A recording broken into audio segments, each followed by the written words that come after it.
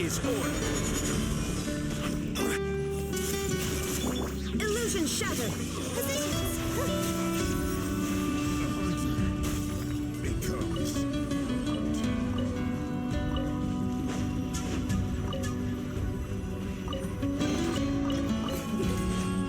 For you.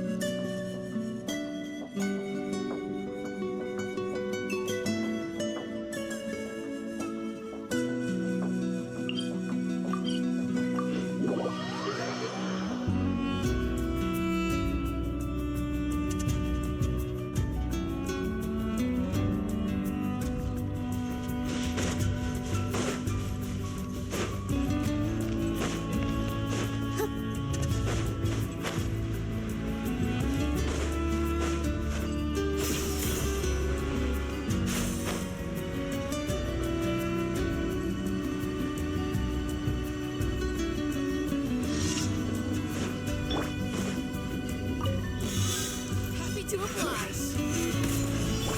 I see everything.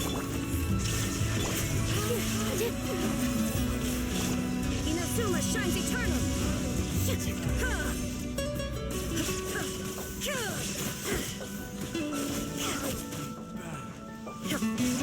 Order guide you. Everyone hold hands.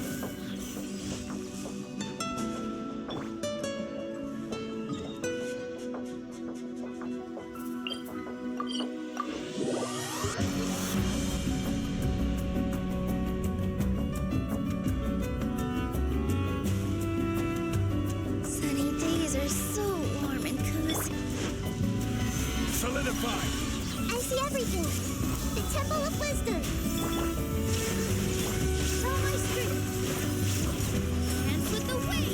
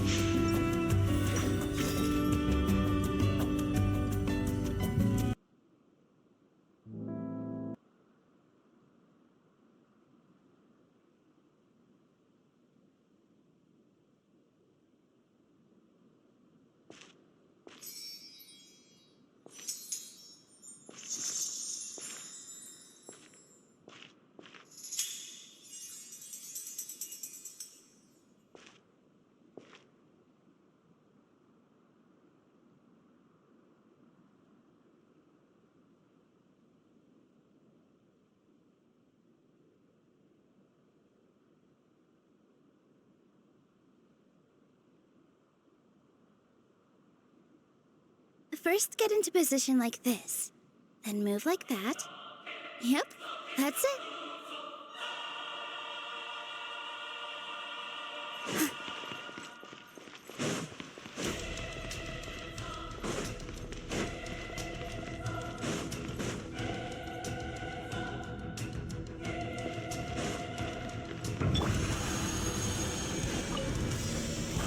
Stabilize.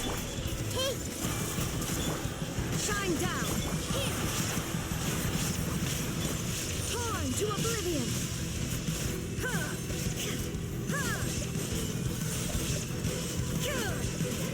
Huh. This is order. Gather. Everyone hold hands! Make yourselves at home!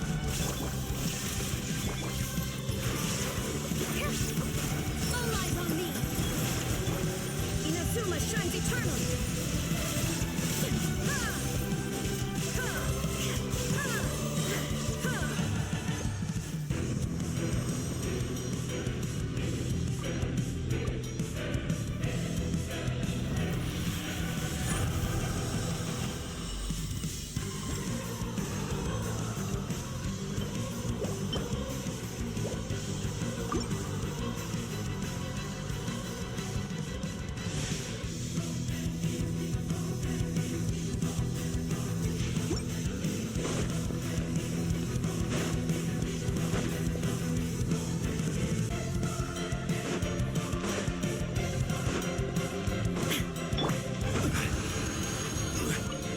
Order guide you. Stabilize. I see everything! Sharing my knowledge! There is no escape. All my strength!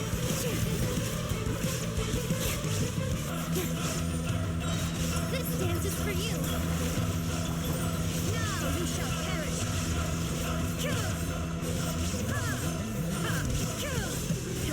Ha! Gather. I will have order. The Temple of Wisdom! Illusion shattered. Here.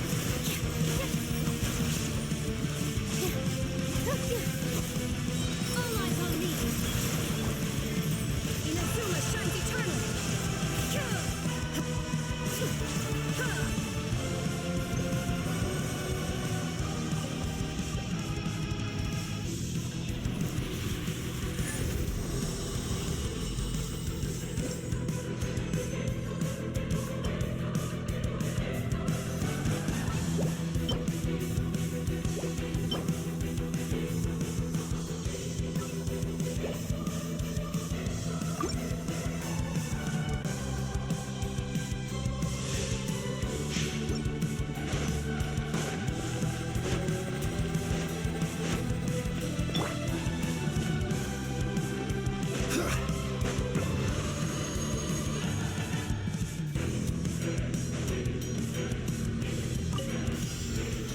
Stabilize.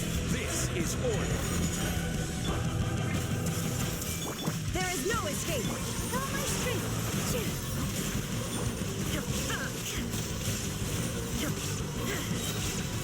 Torn to oblivion.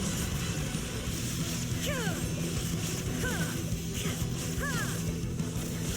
Ha! Solidify. Order guide you.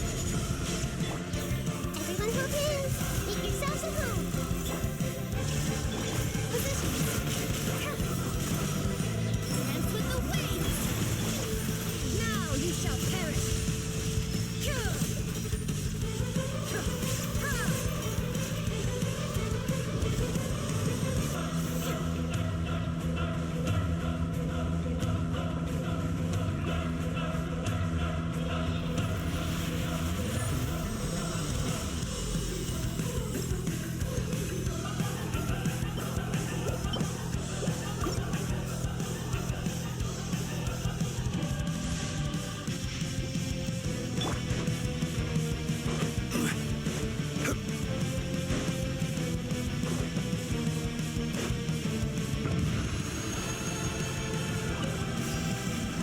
Stabilize. This is order. I see everything! Illusion Illusion shattered. All my strength. Torn to oblivion.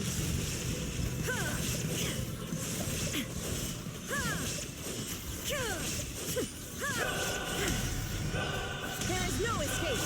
Order guide you. Solidify. Everyone hold hands. Positions. This is order.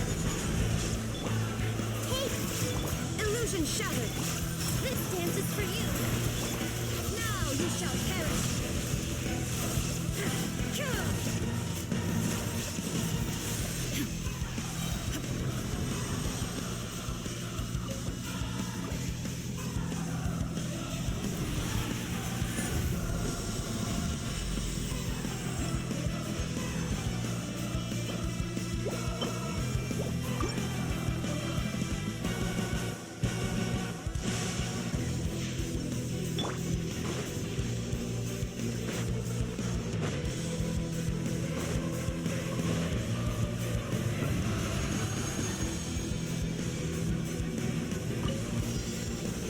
Stabilize.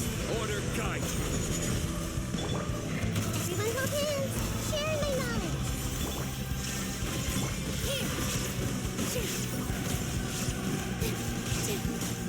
Here. All eyes on me.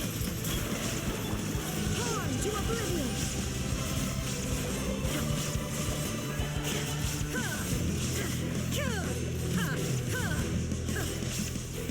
I will have order.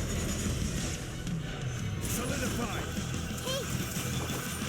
Shine down. All my strength. This dance is for you. Now you shall perish.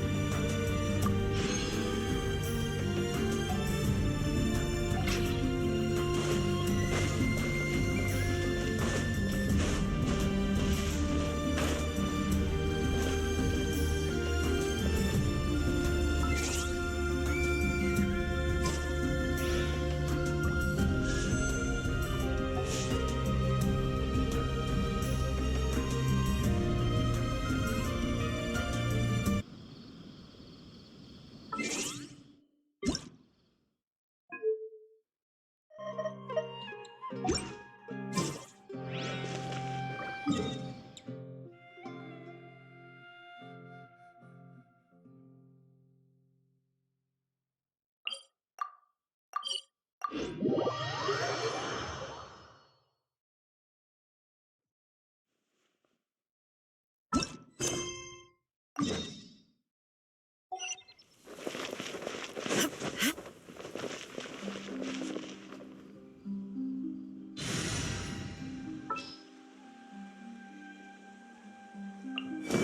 lead the way.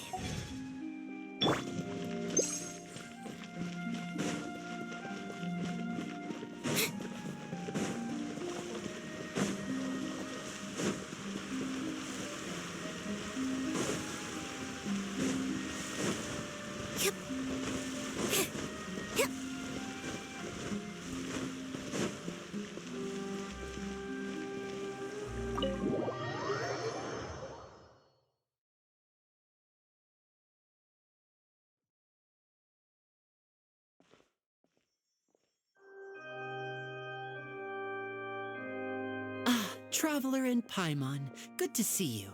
I knew you two would come. Are you kidding? We wouldn't miss it for the world. We've been looking forward to it. I can tell, judging by how early you've arrived. But you're actually right on time.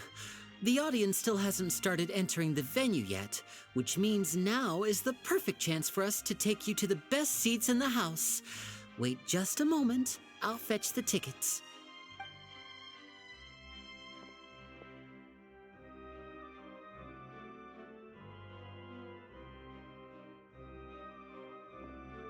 The Opera House has assigned seating, so you always have to make reservations. I've already reserved your seats, and here are your tickets. Ooh, front row seats. Thanks, Linny. Don't mention it. There's no need to keep thanking me. Hey, Lenny! Could you come over here and take a look at this? Oh, I'll be right there. Seems there's an issue with the stage props over there. That's Cal, my assistant, calling me. I'll go lend him a hand. Yeah, we'll just go to our seats. You go ahead, Linny.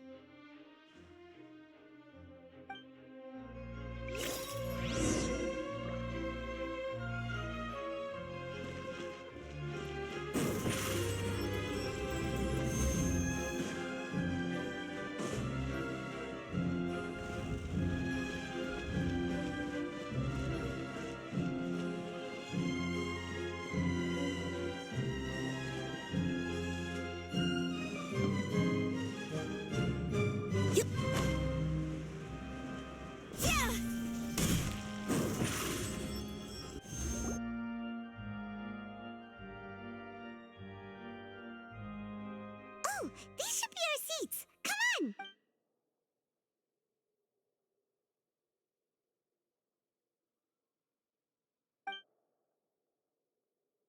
Uh,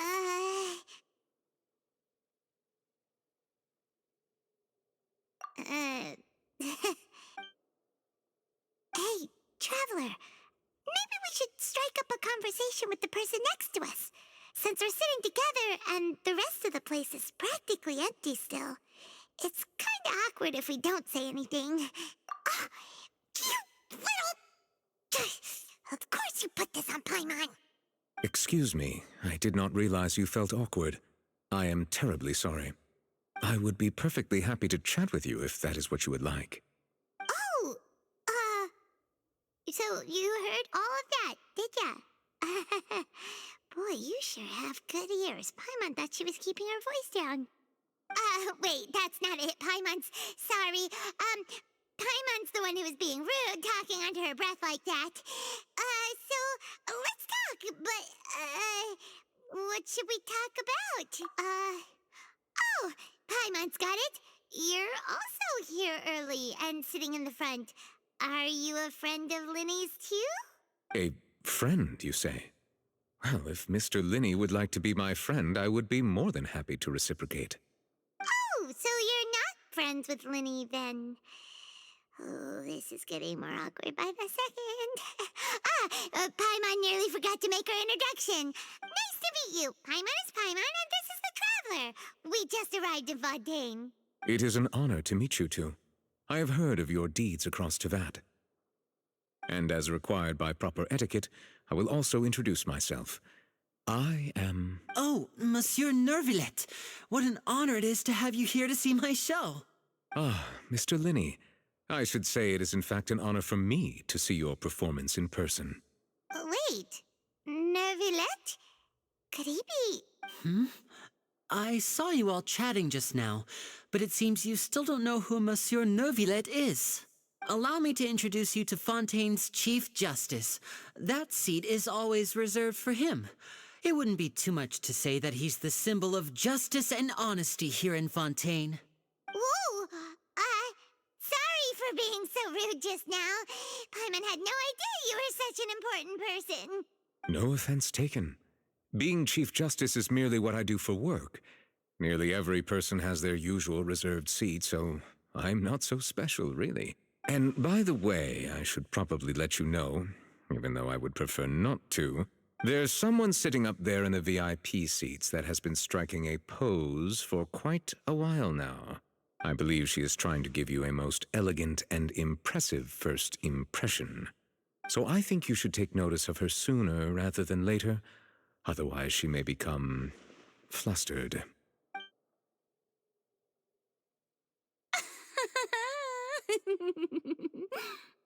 Huh? Oh, it's Farina, the Hydro Archon. Huh. She sure has a smug and satisfied look on her face. Guess she has no idea that you saw right through her act. Very good. That is for the best. No need to pay her any more attention. We may now enjoy the show. Huh? So is this what things are like between the Chief Justice and the Hydro Archon? All right, please wait just a moment longer. I've pretty much finished my preparations, and the performance will start as soon as the audience has made their way to their seats. Yay! The show's finally about to start! Paimon can hardly wait! Paimon's never seen a real live magic show before!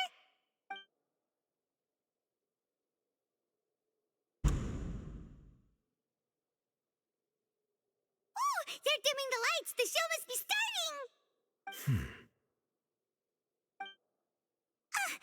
Sorry. Paimon will try to stay quiet. Welcome, one and all, to the Opera Epiclese. I am the star of today's show, Linny. And over here is my sister, Lynette, who will be working as my wonderful assistant. Please, let's give her a warm welcome. Hello, everyone. I know she may seem to be a little sleepy right now, but that's just a sign that she's nervous. Whatever. Now, some of you may be thinking, two vision holders who can freely manipulate elemental powers performing magic is not true magic at all. So, I would like to take a moment to assure you that elemental powers will have nothing to do with what you will witness on the stage today.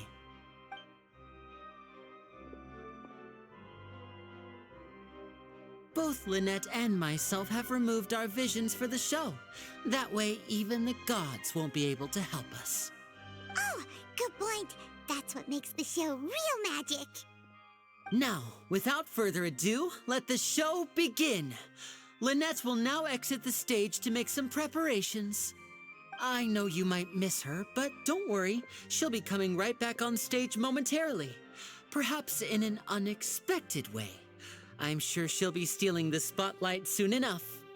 Oh, and before I forget, there's one more thing I should say. You never know what can happen in the blink of an eye. A magician's greatest skill is making things disappear or appear. The possibilities are endless.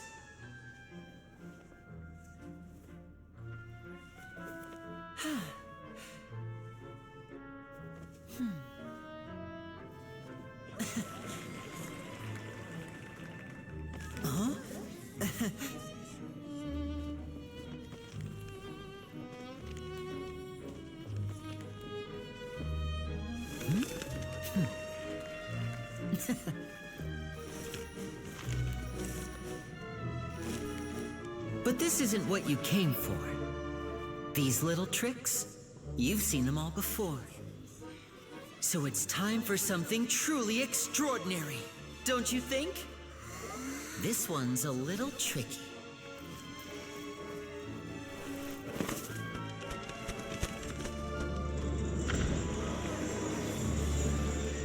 Using this water tank, I shall make my sister vanish completely, right before your very eyes.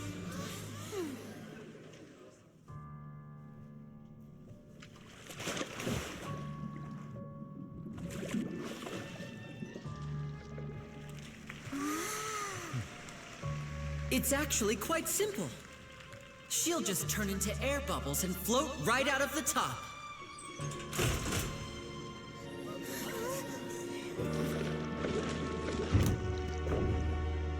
Oh no! I told them to check all the props carefully.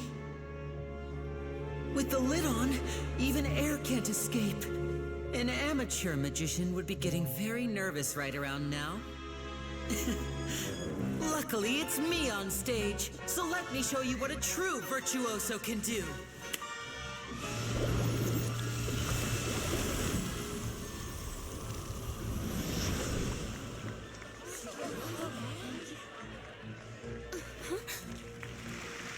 Lynette, are you still there?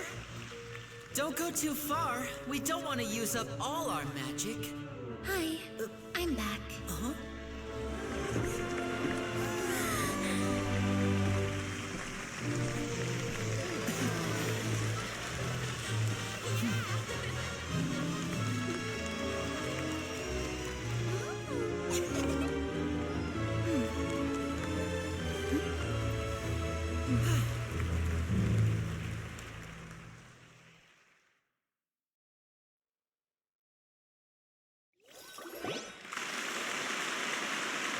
Whoa! What in the world just happened? How did he do that? Paimon didn't see him do anything. Wasn't Lynette inside the water tank? How did she disappear and then reappear out of nowhere? If we could see easily through his tricks, then that would mean that his skills are still lacking. To appreciate magic, you should focus on the show happening on stage, rather than getting caught up in trying to see that which has been intentionally hidden. Guess you're right. Paimon couldn't believe her eyes when Lynette reappeared. Amazing! Thank you, everyone. I'm glad you enjoyed that performance. But our magical journey has only just begun. I've prepared even more astonishing surprises for everyone here. The magic of transformation and disappearance can go far beyond what you've just seen. I'm sure many of you are thinking that escaping the water tank was impressive enough. But Lynette is still my assistant after all. In which case, I have ample time to make all necessary preparations. So, for my next trick, I will require the participation of one lucky audience member. Please, if my assistants could bring out the magical boxes now. There are 2 boxes and only 2 boxes. One is here, and one is there in the aisle among the audience. I'm sure many of our clever audience members have already guessed our next magic trick. A swap! Our lucky audience member and I will each enter a magic box. After 1 minute, we will each emerge from the opposite box. Now please, everyone pay very close attention to the box you see here. Don't give me any chance to make a move. Wow! How's he gonna do this? Hey, do you think this is all magic tricks, or does Lenny have actual superpowers? The lucky audience member will be generated by this random number selector. It selects numbers entirely at random. Even I don't know who will be chosen to participate. Now then, let's begin. Let me see. Oh, row 7, seat 3. Congratulations! You now have the chance to experience magic firsthand for an entire minute. Please, come forward. My assistant will take you beside the magic box. I'm sorry, it might be a little cramped inside, but no need to feel nervous. We've carefully arranged everything for you to be as comfortable as possible. You don't need to do anything, but no matter what strange things may happen, don't come out of the box. If the magic is interrupted, who knows where you might end up? You might even find yourself in the Fortress of Meropide. Oh, okay.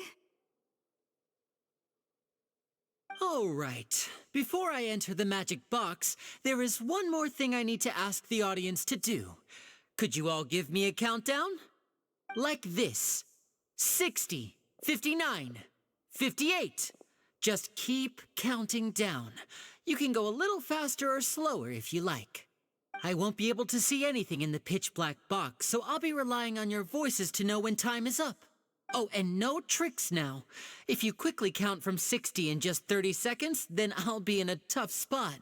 Ooh! Paimon kinda wants to count faster after hearing him say that! No, that won't do. I can see it in your eyes. You still can't be trusted. Let's practice together. Come on, repeat after me. 60, 59, 58. 60, 59, 58! That's right, perfect. Keep it going. All right, I'll see you all on the other side once you've finished counting. 54, 53, 52? Why aren't you counting, Nervalet? I am counting in my head. I think things are exciting enough in here as it is. Merely a consequence of my identity and personality. Do not worry about me. Just enjoy the show. Oh, all right. You look so serious that Paimon thought you might be feeling uncomfortable or something. 40, 39, 38! Mr. Linney, are you all right in there? Is everything ready? Yes, I'm fine. I'm just double-checking the direction of the magic. It would be a disaster if we get sent to the wrong places. For example, midair right above the audience. Even though he's saying that, Lenny doesn't seem nervous at all. Ah, what was that noise? Did you hear it too? Not sure. Anyway, it doesn't seem like anyone's worried about it. 25! 20! What's wrong, Mr. Linney? I can still hear you moving in there. I seem to have accidentally knocked over a decoration. I'm trying to fix it. Never mind the decorations. There's no time for that. The show... No, that's unacceptable. I want my show to be perfect. Don't worry, we still have 20 seconds. Hear them counting? 19! 18! 17! It seems things aren't quite going as planned. I apologize, everyone. It feels like you're all starting to count faster, but that's all right. I know it can be tiring to do such a long countdown. 10 seconds and change is still plenty of time. 10! Almost there now. 8!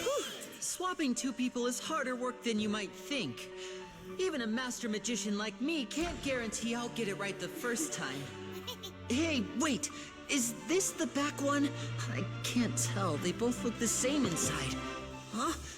No, that's not it. I'll try again. 7! Hey, slow down! Honestly! 5! 4! 3!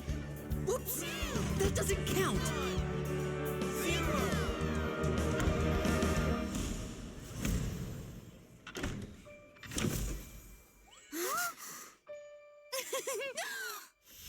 Ta-da!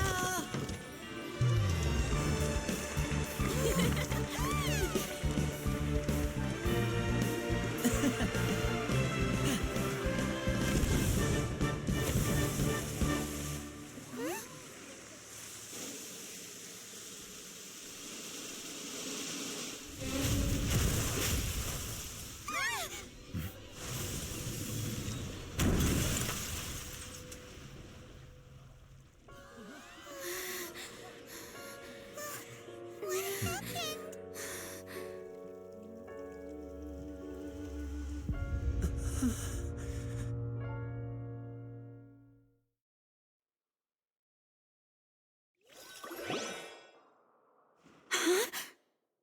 Is this part of the show? Mr. Lenny, you're going to use magic to fix the stage now, right? What happened? Oh no. Maybe this isn't part of the show. The girl was still in that box, right?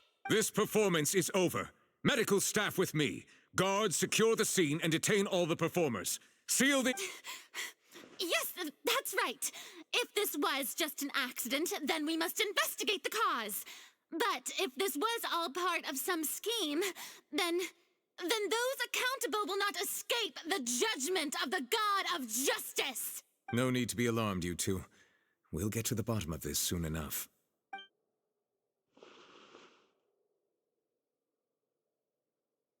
Unfortunately, the person who is in the magic box has been pronounced dead. His name was Cowell, one of the assistants in Linny's magic troupe. Apparently, the fireworks on stage ignited the ropes that were suspending the water tank, which then caused the tank to fall onto the stage. As of now, we are still not sure why we found Cowell in the box, rather than the guest from the audience. And after an initial search of the area, the guards have confirmed that the girl is nowhere to be found. It appears that this incident was not merely some mishap with the performance, and there are many indications that it is connected with the case of the serial disappearances of young women. The serial disappearances case? That's the case that Charlotte mentioned before. I know the truth. I can see through the whole thing. Really, using such a shallow and obvious mystery as his finale. Did he really underestimate us that badly? I say that our powerful magician, Mr. Linny, is now the prime suspect for the serial disappearances case. Huh? Why me? This whole thing was an accident. Oh, this all occurred during your magic show, did it not? The missing girl disappeared after being chosen, did she not? The deceased is one of your assistants, is he not? Now that I think about it, that whole speech about magicians making things disappear was nothing more than a provocation, a bald-faced challenge. That can't be right. How can Linny do this? He was in the box on the stage the entire time. We can even hear his voice. Besides, before the show, he told us that he would like to catch the criminal behind the disappearances. He could have... Save discussion for a later time, please. Lady Farina, may I assume that your comments just now constitute an accusation against Mr. Linny and his associates, and that you are pressing charges? Huh? I just think that I think it might be a little early to talk about formally pressing charges. But what Lady Farina said just now makes perfect sense. Looks like she's gonna personally deliver justice. A kidnapping and murder carried out under the cover of a magic show. Lady Farina said it all. Of course, my dear people. But what excites me even more than the obvious truth before our eyes is the opponent I'll be facing. That's right. I mean you, Traveler. You'll support Linny, won't you? After all, he was the one who helped you the first time we met. Then there's no problem at all. You know, the Traveler and I already had a duel the first time we met. But with Linny's help, our little duel ended in a draw. But draws really are the most boring possible outcome. So, no more draws. Between the two of us, there must be a clear winner and loser. And what better place to hold such a riveting showdown and decide the true victor than here, on the grandest of stages, the Opera Epiclese. It wasn't a draw. She obviously lost last time. I understand. Charges have now been pressed, and as such, a trial is in order. Well, Traveler, seems Lady Farina has set you in her sights. But putting her dramatic rhetoric aside for a moment, I would like to ask you, are you willing to act as Mr. Linny's attorney and defend him in this case? Very well. The trial will be held a day from now in the Opera House. Both sides may investigate the scene to build their cases and search for the truth. Linny and his troupe are all potential suspects and shall remain within the Opera House. The audience may begin to leave in an orderly fashion once they have been cleared by the guards. A day isn't that long. Let's see what kind of case this big-shot Outlander can build in such a short amount of time. I'm really quite looking forward to hearing it.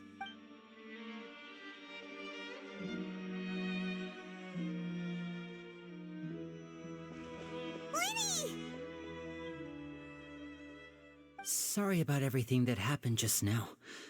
Were you frightened? Of course! Who wouldn't be scared after witnessing an accident like that? Yeah, I'm a little shaken up myself. How could this happen? And poor Cal. I know you already claimed that you would defend me, but now it's just us talking. Tell me, do you think I could possibly be the murderer? Good to hear. Thank you so much for trusting me. I'm sure everyone sees me as the biggest suspect at this point. But if you ask me, the whole thing is mysteries layered upon mysteries, such that all that's left is confusion. I don't know whether what happened there on the stage was purely an accident or not, and I don't know why poor Cal was in the box. As for how that girl chosen from the audience could suddenly disappear, I'm afraid I don't have any answers either. If someone tampered with my performance, then we need to figure out what they did. Even a skilled and knowledgeable magician like myself couldn't pull all that off in just 1 minute. Which is precisely why we need to investigate. As this book says, the impossible could not have happened. Whatever happened must have been that which is possible. Paimon bought them when we were reading at the bookshop in the city earlier. Pretty cool, huh? Don't worry, Paimon used her own savings to buy them. It wasn't from our travel funds. I think they look cute on you, Paimon. You have good taste, Lynette. That's the right attitude. Feeling depressed isn't going to help me now. I need to get back to my normal self. But with the guards watching our every move, it's going to be especially difficult for Lynette and I to prove our own innocence. Good thing you agreed to be our attorneys. Thanks for that. We'll be counting on you. Yes, thank you so much.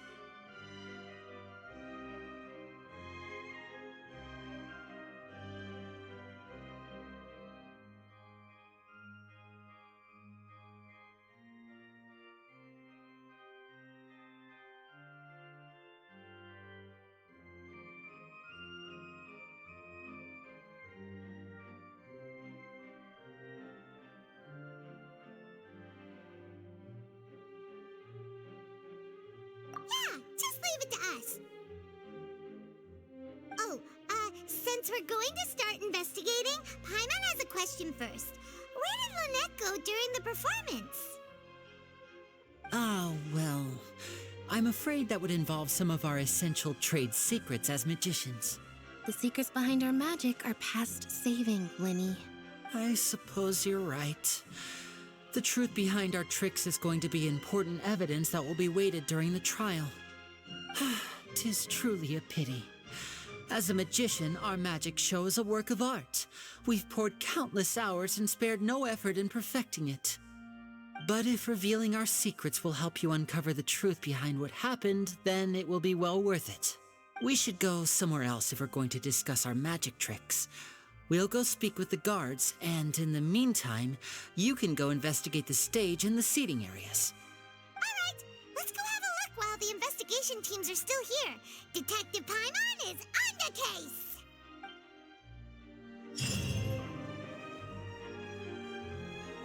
Hello, officer. How's the investigation going? I see. You must be the traveler that Lady Farina mentioned. Listen, I'll be perfectly honest with you. I'd avoid getting mixed up in this whirlpool of a mess if I were you. Huh? What do you mean? Come with me and you'll see. The deceased is one of Linny's assistants, named Cal. Even though he hadn't joined the troupe long, he was hardworking and everyone generally liked him. The assistants are usually in charge of setting up and inspecting the props, as well as assisting with the show and keeping the crowd engaged. As you probably saw when you were in the audience, the water tank suddenly fell and smashed the box with Cowl inside it. This is the real mystery. We've already searched the scene and were unable to find any traces of the girl.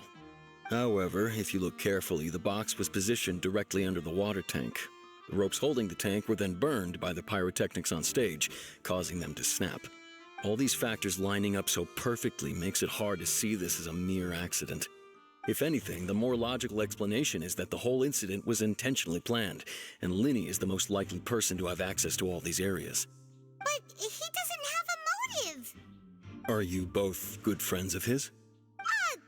Well, you can't say we're good friends, but we've known each other for a little while. So in just a short time, he was not only able to win your trust, but even convince you to act as his attorneys. I know there's no such thing as magic. The real trick of a magician is holding the audience in the palm of their hand. I've seen a lot of cases, and I can tell you that people are the least reliable kind of evidence. Sorry, I tend to be pretty straightforward. Just know that I'm warning you for your own good. Anyway, you may investigate the scene of the crime yourselves if you're curious. Who knows, maybe you'll be able to come up with some new evidence.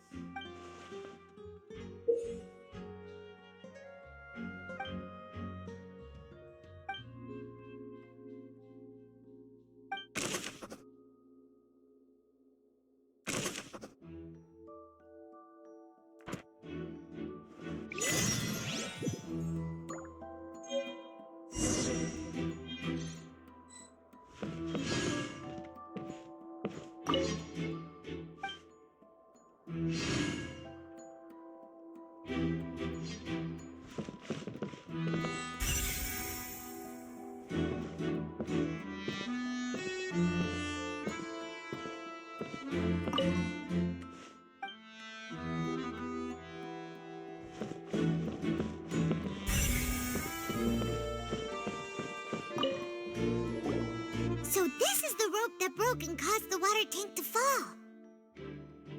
The rope looks pretty durable. How can it be burned through so quickly by fireworks? Why are you suddenly so serious, Traveler?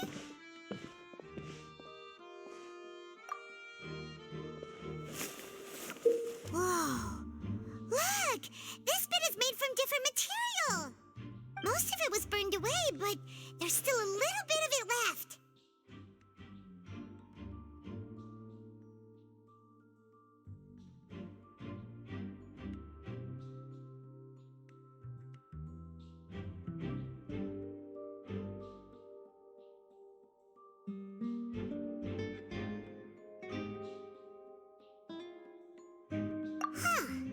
So if a rope meant to hold something was made with that kind of material in it, then that means...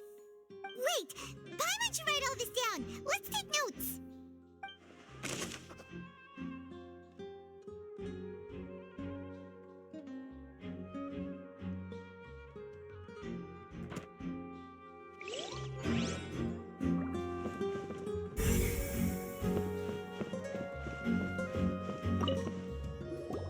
Hello there. What? Oh, this location has also been cordoned off because the Magic Troupe members are currently considered prime suspects. The investigation team is still collecting evidence. The seats were all booked in advance, so we were able to deduce the missing woman's identity by checking the guest list. Sure, it's not like this is confidential information. We will publish it later anyway when we petition the public to help us find the missing person. Her name is Halsey. She's a painter from Fontaine who's made a bit of a name for herself. Apparently, she wasn't a regular at the Opera House, but she'd been feeling some pressure with her work lately, which made her decide to come see the magic show. The Magic Troupe members all claim not to know her. We have looked into her social connections. It seems that she has no personal grievances or conflicts of interest with the suspects. Simply put, she wasn't related to the Magic Troupe at all, which matches the features of the previous serial disappearances. Were the victims of previous cases also chosen at random? That's how it seems to us, in any case. Apart from the fact that they were all young women of around the same age range, there really weren't any other connections between them. Okay then. No need to be so formal. If you do happen to see the missing girl, please be sure to contact us. It is of utmost importance that we get to the bottom of these disappearances.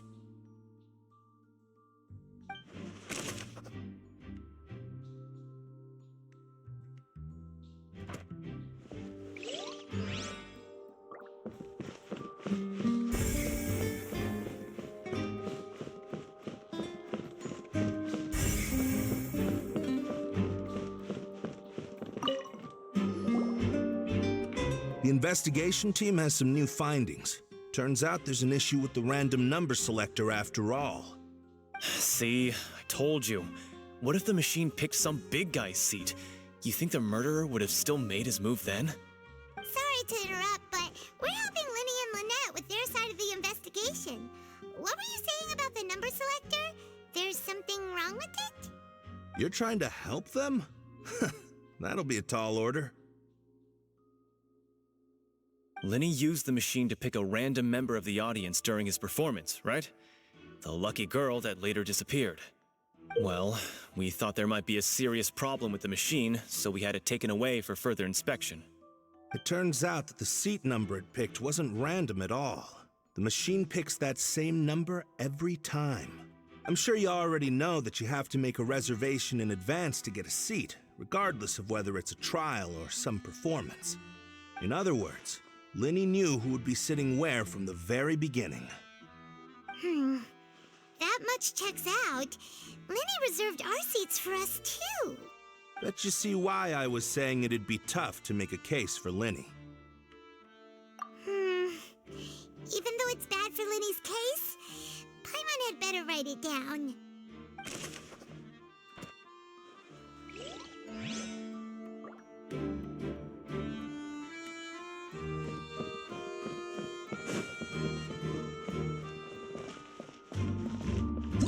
Whoever the murderer was, this rope was obviously tampered with. People needed to register and reserve a seat for the show. Why would it be him? How strange. Gosh, no wonder the serial disappearances never got solved.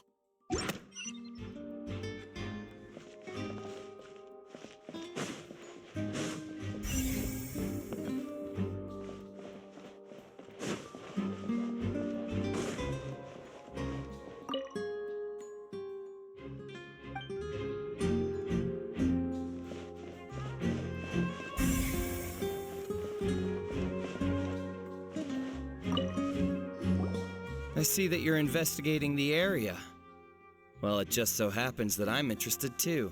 If you find any new and interesting leads, be sure to share them with me, all right? We don't have too many thoughts yet. Then why don't I tell you my hypothesis first? The way I see it. And I'll start it with that loud thud. The thud? Oh, you mean the sound that happened during the countdown? Yes, exactly. It wasn't terribly loud, but I suspect that most people heard it. It's just that everyone was awaiting the results of Linny's trick with bated breath, so no one paid it much mind. But now that the incident has happened, the thud has become an important clue. That makes sense. So, what do you make of it? I'm of the opinion that it may have been the sound of Linny's accomplice. Lynette, perhaps. Jumping atop the water tank or something like that. And when the pyrotechnics went off, she cut the rope, sending the water tank crashing down. But wasn't the noise we heard too loud for that? Perhaps the balance wasn't right, leading to a particularly rough landing. Oh, that's true. I suppose I must reconsider. That does remind Paimon, though. What was with that sound?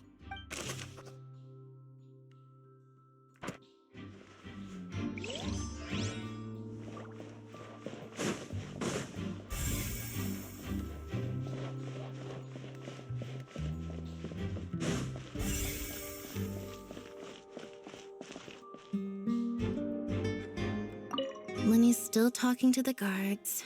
It seems he'll have a lot of explaining to do. I think someone will be assigned to monitor us later, but that's all right.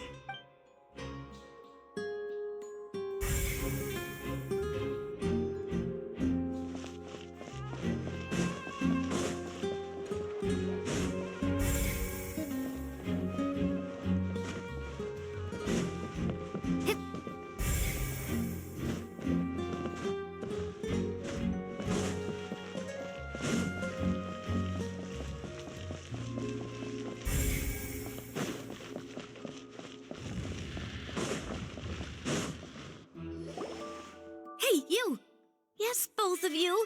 Over here. I've been keeping an eye on you for a while now. Huh? You mean us? That's right.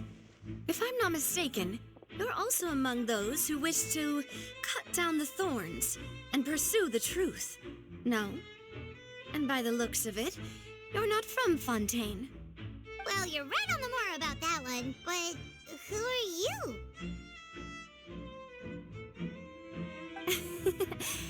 Have you never heard of the Spina di Rosula? From mediating disputes and providing protection to solving conundrums, you name it, Spina di Rosula does it. And I, Navia, have the honor of being its renowned president. Though those who play by our rules call me boss. I'm Silver, her attendant. Pleased to meet you. And I'm Melus. Demoiselle's various daily needs and affairs are under my purview. Huh? Boss? Demoiselle? What gives with the names? Well, I am the second generation president. Melus and the others are still used to my previous title. My apologies, Demoiselle. Should you prefer, boss, I will endeavor to use that instead. No need. You don't have to call me boss. Just Navia is fine. Okay, if you say so. Not that we're members of Spina di Rosula anyway. All merely trifling details. Never mind. Now, back to the situation at hand.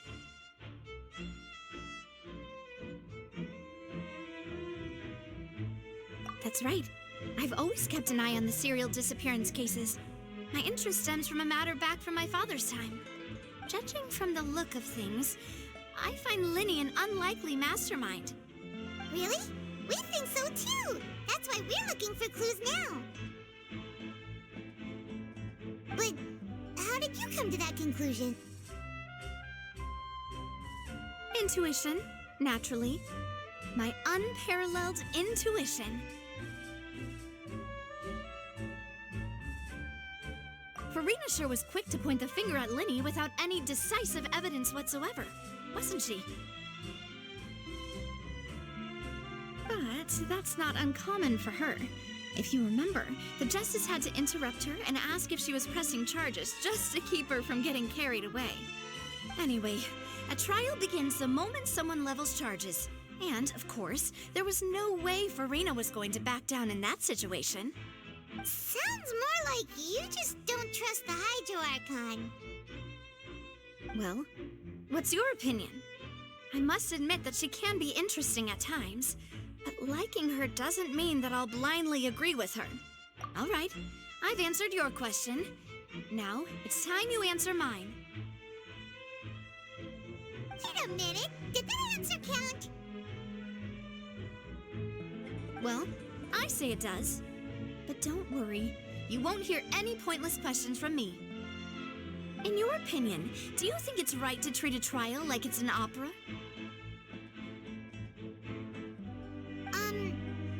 Well?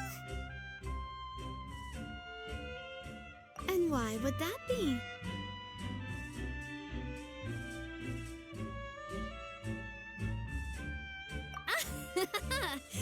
See, Silver and Melus? I told you they'd be different. Most astute of you, Demoiselle. I, too, think that the Traveler's response was most excellent. No matter how wonderful the script or how fervent the audience's expectations may be, the trials that go on stage here must be based in fact. And if that can be done, boss, then... All right, that's quite enough, Melus. Anyway, I like your answer. You passed with flying colors. Now, I need to make some preparations, following which our joint investigation shall commence. You two shall be my assistants. Wait! Since when did we become assistants? Oh, well, I can be the assistant, sure. Or your companion, if you like. I'm really not that fussy. That's more like it. Far be it from me to brag, but I believe that Demoiselle's intuition will be instrumental in uncovering the truth. You wish to save a friend from false accusations, and we wish to unravel the disappearances. In this sense, our goals are aligned. You have a point. Huh. You're quite the talker, aren't you, mister? And what about you over there? What do you think? You seem like you've got something on your mind. I have nothing to add. Oh, alrighty then. We'll be making some preparations first. Just be sure to let us know if they start revealing Lenny's tricks.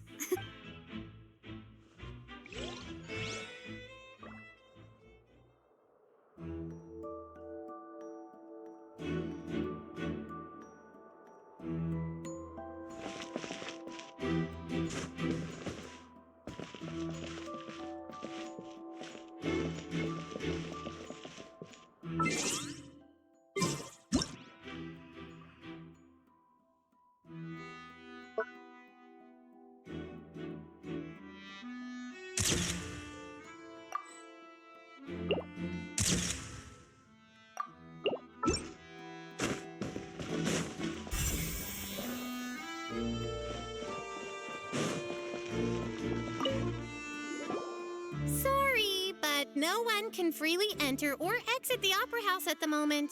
If you wish to leave, you must register your identity with us first. No, we're not leaving. We're representing Linny and Lynette as attorneys, so we're investigating the case. Were you always guarding this entrance? Yes, after the Chief Justice gave the order, everyone coming in or out must undergo a strict inspection. So, the missing girl couldn't have left from here, at least not from that point on. I doubt there was much opportunity then either. How can you be so sure, Well, because I was in charge of security near the entrance at that time. I couldn't see Linny's performance from here, which was quite a shame. Just my luck. But still, I did not abandon my post, and I stayed put no matter how loud the applause was. If someone had so much as even approached the door, I would have noticed it, let alone if they had tried to leave. We Melusines are good at that sort of thing, you know. So, it's safe to say the girl couldn't have left through here. All right, thank you for your help. This will be useful info.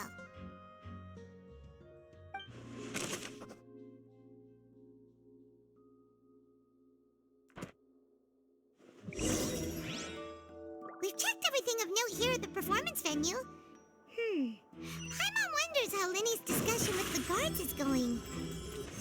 Let's go see, shall we? Ooh, things are getting interesting, huh? We're about to see how magic is made. Understood. Then I will be going with you. Just so you're aware, I will be monitoring your actions and making notes as necessary. Very good. Thanks for being so agreeable. I'd pull a rose out of my hat as a gift for you if I could. You may spare the pleasantries. I'm just doing my job. You've arrived. Who's this? Me? I'm Spina di Rosula's guardian angel. If you've got a problem, I've got the firepower. Sorry, I got a little carried away there. Call me Navia.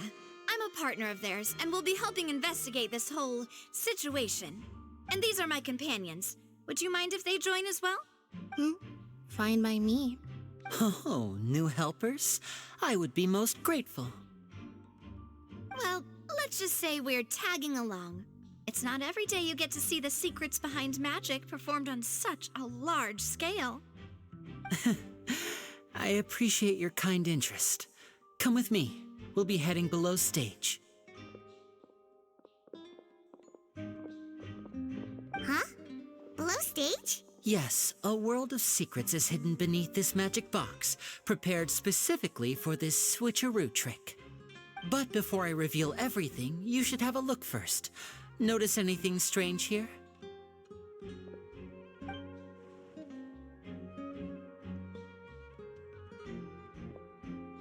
I'm not trying to be dramatic. Remembering the details of a trick will help you understand the methods used to perform it more easily. Huh. Weren't there balloons and other decorations here? Where did all that go? Ah, good eye. That said, you're still far from discovering the answer.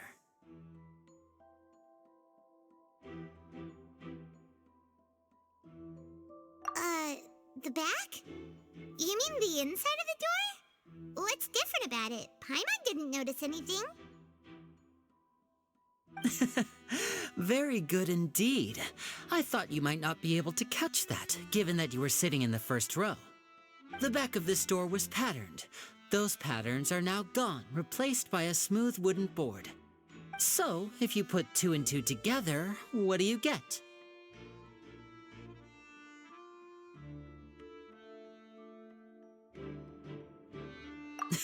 Exactly. All right, let's go. I'll tell you how it works as we head down.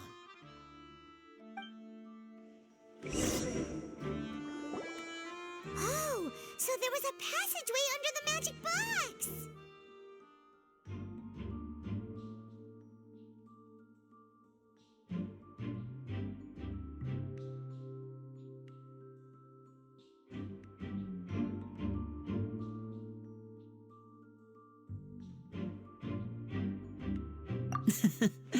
I knew you'd figure out most of it as soon as you saw this place.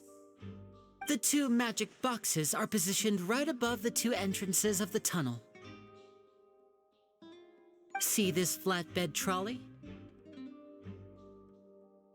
The box with the lucky audience member in it would be shuttled over to the other side using the trolley.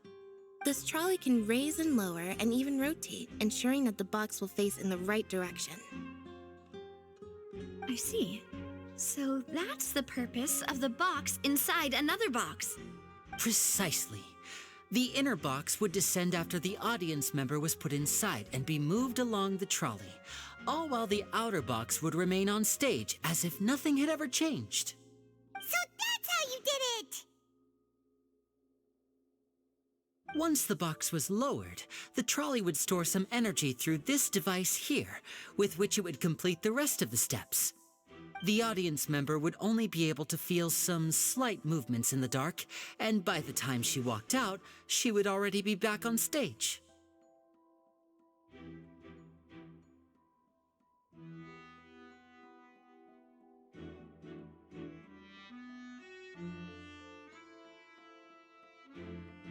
Right! You were talking that whole time, and you even came out for a moment near the end! Ah, yes. A phonograph operated by Lynette was used to achieve that effect.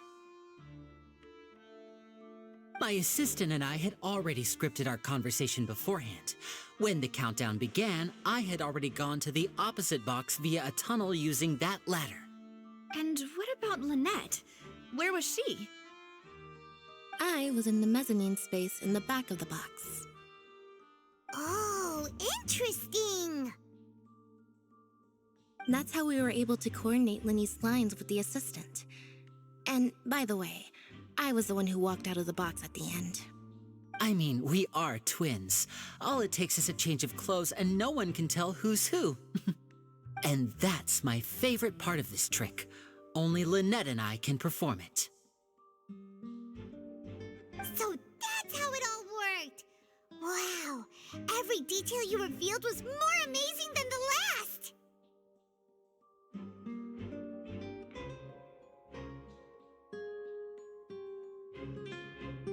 Lynette would briefly walk out of the box and then go back in, jumping into the tunnel and escaping before the box on the trolley could finish ascending. And then I walk out of the other box in the audience area, and the trick would be complete. The operative word here being would. But as you saw, Cal was in the box, not our audience member. She, on the other hand, mysteriously vanished. We really don't know how that happened. If not for that interlude, this would have been an astonishing trick. I probably never would have figured out how you pulled it off. And yet, to think that someone was able to use this magic trick to commit a crime. Could we have a look around? I think we can come up with some more leads. This is the scene of the crime, so Linny and Lynette are not permitted to stay here. I'll escort them back up. Yes, of course. No need to be so strict now. I won't disappear into thin air, you know. Thanks, everyone. We're counting on you.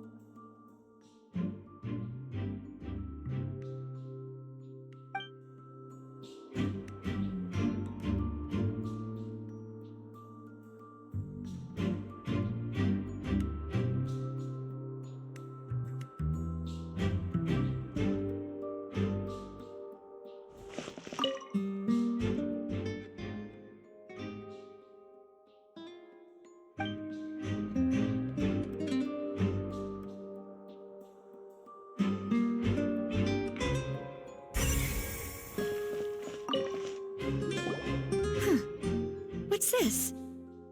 Looks like a hook tied to the end of a rope. Huh? There's all kinds of odds and ends here.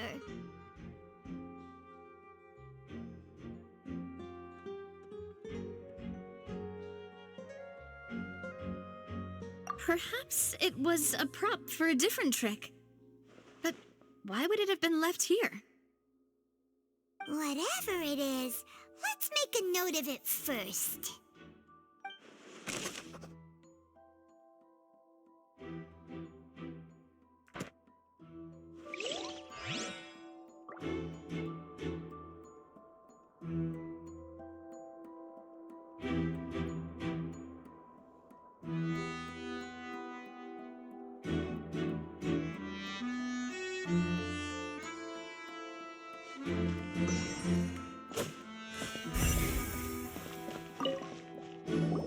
The floor is wet. Please be careful not to slip. Speaking of which, why would there be water here? Oh, Paimon knows! It's one of those tricks where you pour water into a jug and then flip the jug over only for the water to disappear? And here's a broken vase. Huh. Did the trolley knock it down while moving? That can't be. The trolley moves along tracks from start to finish. It couldn't have hit the vase at this distance. Let's note this down too and think about it later.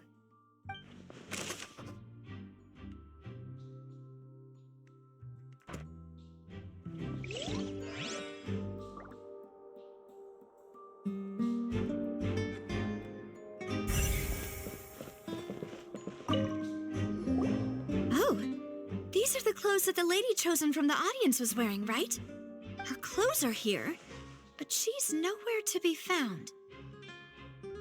Right. And do you really need to do that if you're kidnapping them? Ugh, this is so confusing. Paimon doesn't want to be a detective anymore.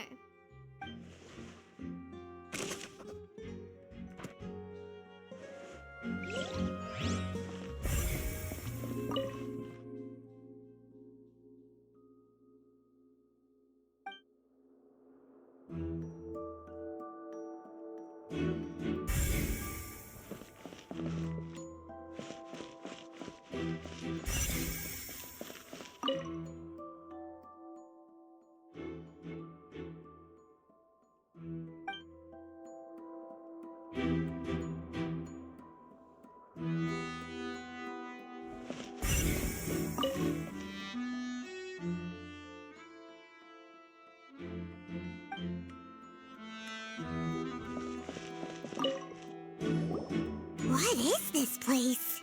It seems someone could fit through here. Could this have been the suspect's escape route? Alone, perhaps. But if they had to pull another person with them, this... But there are no other ways in or out of here. You're right! Let Paimon write that down.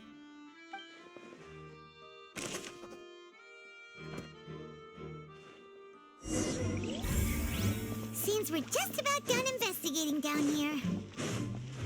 Yes, let's head back up.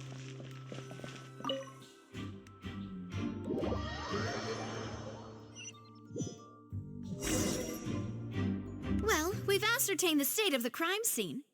Let's find a place to sort out our findings once Malus returns. It seems to me that there are... Apologies for the wait, demoiselle. So, what did the guards say? Did the criminal escape through the vent? They believe the odds of that are very low, since the vent leads to the Opera House's basement. The guards have checked the area carefully. No one left through the basement during the performance or after the incident, and no one was found hiding there. So the tunnels become like a secret chamber then. You know, like the kind you usually see in novels. The plot thickens. Halsey's disappearance and Cowell's death are both quite inexplicable. No wonder Farina was so confident in her accusation. All the current evidence points toward Linny and Lynette. In other words, the charges are very likely to be upheld unless we make some considerable progress. Charges and then trial. So if the charges are upheld, they'll announce a sentence? That's right. This is how a trial goes in the Opera House. During the proceedings, the Chief Justice and the Oratrice will hear statements from both sides. That's right. This is how indemnitium is produced. The statements from both sides, the defenses from attorneys, witness testimonies, and even the audience's emotions will all be projected on the Oratrice. To put it simply, it's as if the Oratrice has its own will and is a judge in its own right. This also precludes any kind of favoritism on the part of the Chief Justice. And not that this has ever happened anyway. Once both sides have finished speaking, the Chief Justice will make his final decision. This, too, will be used by the Oratrice as a reference. Then, finally, the Oratrice will be consulted by officials. The result it returns is the will of justice itself. Huh? So that machine is the one that actually decides? Paimon thought Neuvillette called the shots. In practice, there is very little difference. Both have always come to the same judgment, which is why people have great faith in the Chief Justice. Ah, yes, the guards also asked me to convey that none of us will be allowed to leave this place before the trial. Huh? Why? Because we've chosen to act as the twins' proxies. That makes us persons related to the case. They're concerned that we might be colluding with outside parties, or that we might find outside help to disrupt the case. And even if that were not so, it could prove problematic if we happen to spread key information about the case ahead of time. I'm ready to break out at any time. Whoa, whoa! There's no need for that! Paimon thinks they have a point. That said, are they providing food? Of course. I just hope you don't mind the lack of options. I'm afraid that catering to all tastes is not in the cards, nor is any guarantee of balanced nutrition.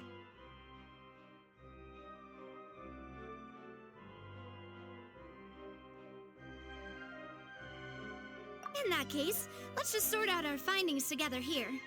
Pity. I was hoping to take you to try some of Fontaine's famous desserts, too. I mean, what better way to properly think through our findings than over some tea and sweets? Huh. Breaking out suddenly doesn't seem like such a bad idea after all. Just kidding, just kidding. Paimon will still do her best, even if there are no snacks. What do you mean, no snacks? Of course we'll have snacks. If we cannot buy some, then we'll simply make some. Huh? Here? But how? Understood, demoiselle. Everyone, please come with me.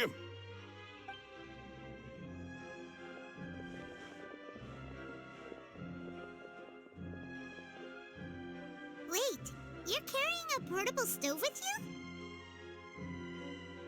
Yes, I must be prepared to meet the demoiselle's baking needs whenever the fancy strikes her. I have eggs, sugar, and almonds at the ready. Good work, you two. Then I'll get to it. Please sit tight for a moment. You'll get to taste my awesome snacks soon enough. These three are quite the interesting group.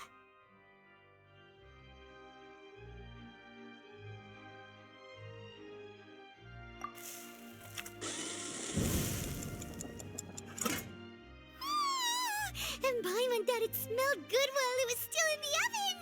Oh, it's even better now. Paimon can't stop drooling. From the way you had these two guys carrying all that stuff around, Paimon thought you'd have them do more during the baking process. But you ended up doing the entire thing by yourself. Beating the egg whites, grinding almonds, everything. I was applauding. And I was giving encouraging smiles. Paimon was just thinking, aren't you worried about getting your fancy dress dirty beating egg whites and baking like this? Well, I don't think it's carved in stone anywhere that fancy ladies can only read books, sip tea, ride horses, and play the piano. I just really enjoy making snacks. Don't underestimate beating egg whites, by the way. It's a real arm workout. You also need to beat them to just the right consistency, or your macarons will crack. Anyway, give these a try, fresh out of the oven. There's 3 for each of us. Only 3? Well, eating too many sweet treats might send all that sugar to your head. You wouldn't be able to think clearly about the case on a sugar rush, would you? Tea is ready to be served as well. This is Demoiselle's favorite, strong black tea with a floral fragrance that clears the mind and lifts the spirit.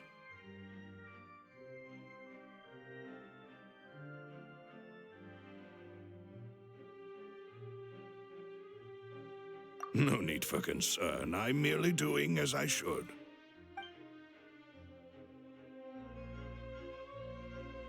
All right, then. Down to business. As Paimon mentioned previously, the tunnel seems to be something of a secret chamber. However, we can assume that Linny and Lynette were not alone within it. Some criminal also occupied its sealed confines. The magician twins could have committed the crimes, of course, but they lack any logical motive. Exactly! Why would they do such a thing right when everyone was watching?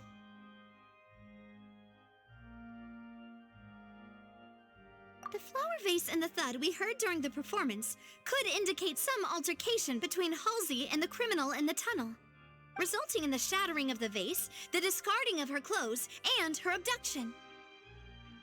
Perhaps the criminal thought that since she was chosen from the crowd, she would be too easy to identify if she was still wearing the same clothes. Paimon thinks that makes sense, but the real trouble is... True. None of the clues we found thus far support the existence of this third person. But the only people left to consider are both technically victims, whether it's the missing girl, Halsey, or poor Cowell. Huh. Could Halsey have secretly made modifications to the magic props in order to murder Cowell before making her escape?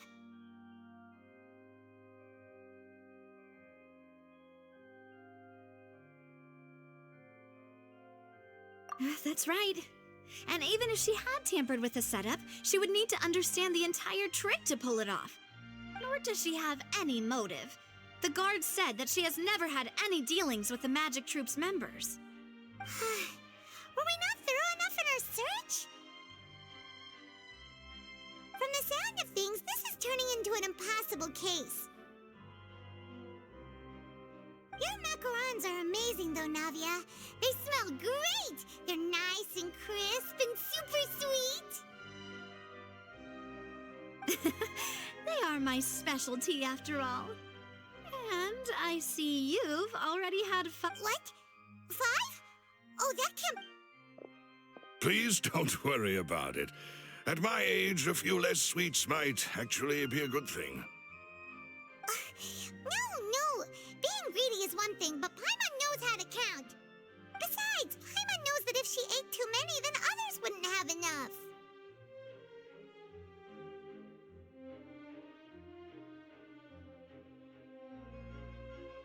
Wait, even you don't believe Paimon?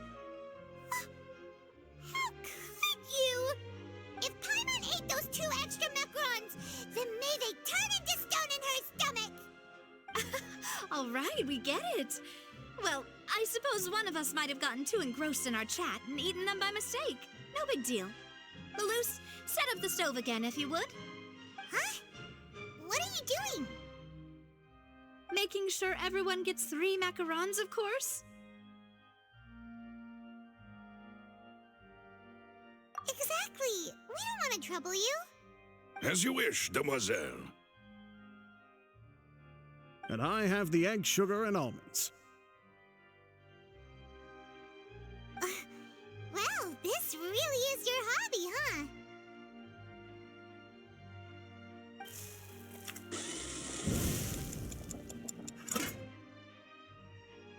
Well, that's it for snack time. I'm going to have another look around the area. I don't know what we're looking for yet, but we've still got some time. As attorneys, I suggest the 2 of you think the case over again. It would be awkward if you got all tongue-tied on stage during the trial. All right, thanks for your help and for the snacks. It was nothing. A small task for the Spina di Rosula. Silver, Malus, it's time to go. I'll be back if I find anything new.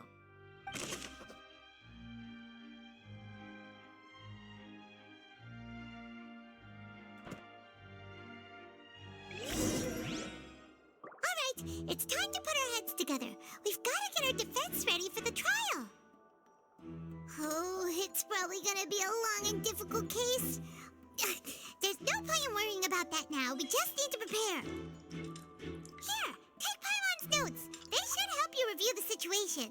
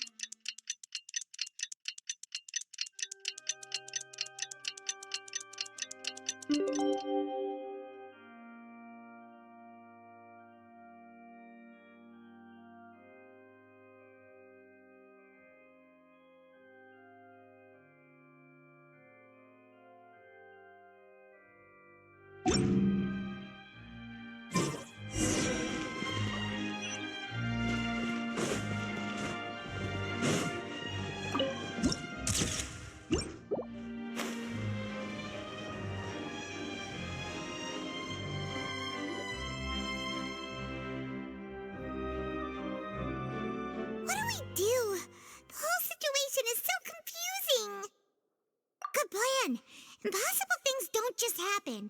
We'll get to the truth one way or another. Just relax. Even if everyone else suspects Lenny and Lynette, at least we will be supporting them from the stands. Besides, I doubt Farina understands any more about what happened than we do. Thanks, Navia. Well, we'll be going then. Best of luck to you.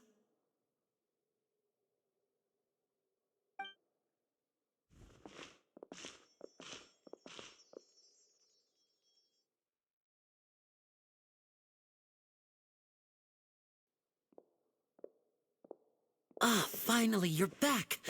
Well, how did your investigation go? To be honest, you might be disappointed. No. We're already very grateful that you were willing to help. Well, now, don't you all look disappointed. Don't tell me that your investigation came up empty-handed. That was to be expected, of course. The guilty can never produce proof of their innocence. But don't let that stop you. I shall be terribly disappointed should you, my most anticipated foe, concede so easily. Since both parties are present, I declare that the trial regarding the magic show incident is now in session. Firstly, in order for the audience to understand the causes and results of the incident, could we please have Mr. Linney explain the trick? Yes, of course. I will explain.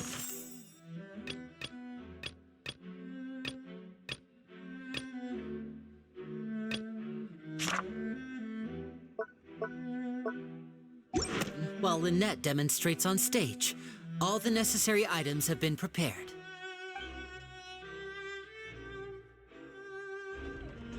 Thank you, Mr. Linney. In that case, I take your statement to be that you ran to and remained hidden within the magic box in the audience stands once the trick began, and thus could not have committed the crime. Is this correct? Yes, that's correct, Your Honor. In that case, I call upon the prosecution. Lady Farina, do you wish to refute his statement in any way? Why, of course I do. Allow me to take the first shot and break this case wide open. Mr. Linney is clearly lying. There is no way you could have been in the box the whole time if you were to abduct Halsey and murder Cowell. In fact, I'd say you were hardly in that tunnel at all. That is simply your hypothesis based on the presumption that I'm guilty. Oh, is that so? And if I may ask, what did you hear while you were inside your box? The roaring countdown of the crowd, of course.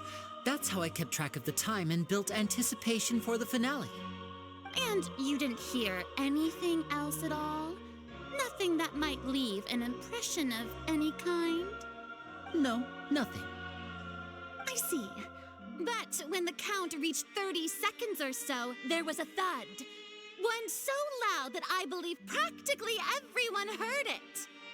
Huh? Hey, hang on. Something's not right here.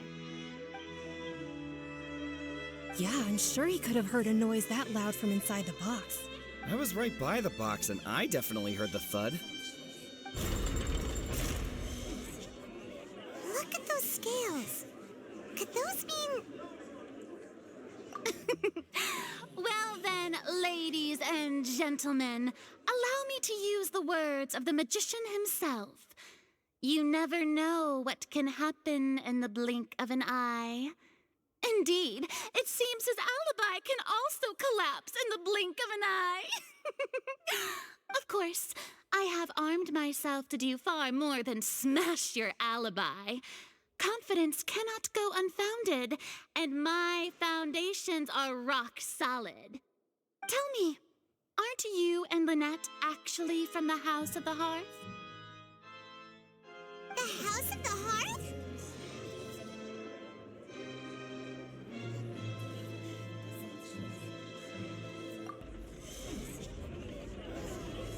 No wonder they did something like this. So the serial disappearances were the Fatui's doing. Now it all makes sense. I've got a feeling that what happened on stage probably wasn't just an accident. That's irrelevant. Our identities have nothing to do with what happened. Indeed. Then perhaps you could tell us everything that happened during that 1 minute. Your first priority is to prove yourself innocent, after all. I'm sure there is little that needs to be kept secret now. Unless your script already has holes in it. The Outlander is speechless. My, oh my, don't they look flabbergasted? Now comes the infighting and discord, I suppose. This was almost too easy. Good thing I made all those preparations. Seems the all-nighter I pulled last night is really paying off. Hey, Linny! Why didn't you tell us this before?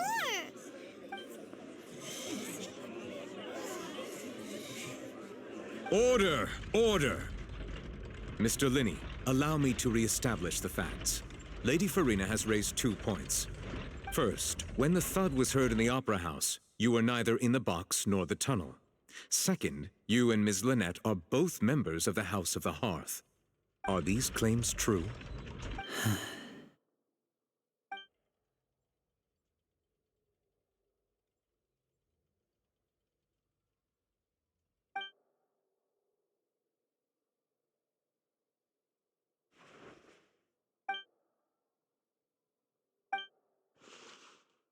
Please answer my question, Mr. Linney. I'm sorry. Yes, they're true, Your Honor. I knew it! Well, that's it. We might as well move on to the sentencing already. What should we do now? Granted. In that case, what is your request? Is that really necessary? They're already as good as guilty. The defendant deceived their own attorneys. What is there left to discuss? Order! Order, I say! Your request is reasonable, and we shall adjourn. This trial will reconvene in 1 hour. So you would stick to Mr. Linney's defense even after knowing what you do now? You certainly have more professionalism than I thought.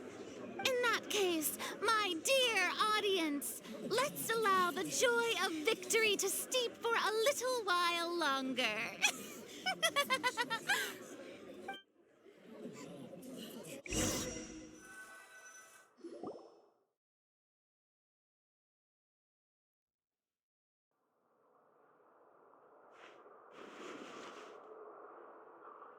Well, this is awkward. I didn't think the Hydro Archon would dig all that up. I'm sorry, Traveler and Paimon. Yeah, sorry. Paimon doesn't know where to start. We trusted you two. We based our entire reasoning on the assumption that you weren't bad guys. Not to set the wrong tone or anything, but Paimon's really mad! I'm very sorry. I know you're angry, and reasonably so, but please, let me explain. I know you've clashed with the Fatui several times before. I wouldn't be surprised if just hearing the word is enough to make you upset. But our organization is very, very large, and the Harbingers have very different personalities and goals. Right now, we want to save people. As many as we can. That's right. I'm sure we're on the same page when it comes to this nation and the disaster that its people might face. I knew if it weren't for our respective identities, we could become good friends. That's why I didn't wish to flat out lie to you, but chose to hide some details instead. The truth is very important, but being completely transparent about everything would see us spending more effort than we need to.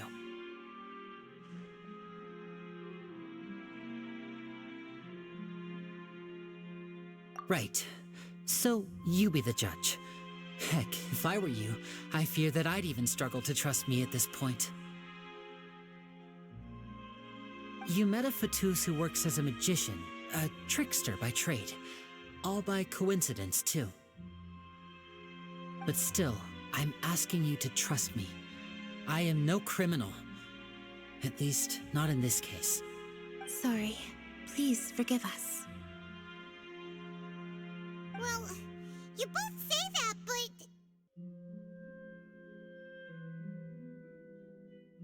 Right, let's hear your answer first, and no lies now!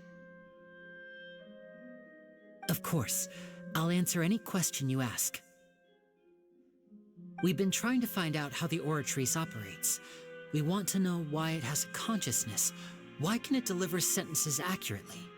During our investigations, we learned that the machine's core is beneath it. From that moment on, Lynette and I have been designing this box swap trick with the objective of getting close to the core. Is that why you needed a whole minute? That's right. In truth, the audience would take about 75 seconds to count down from 60, while I would only need 15 to get to the opposite box.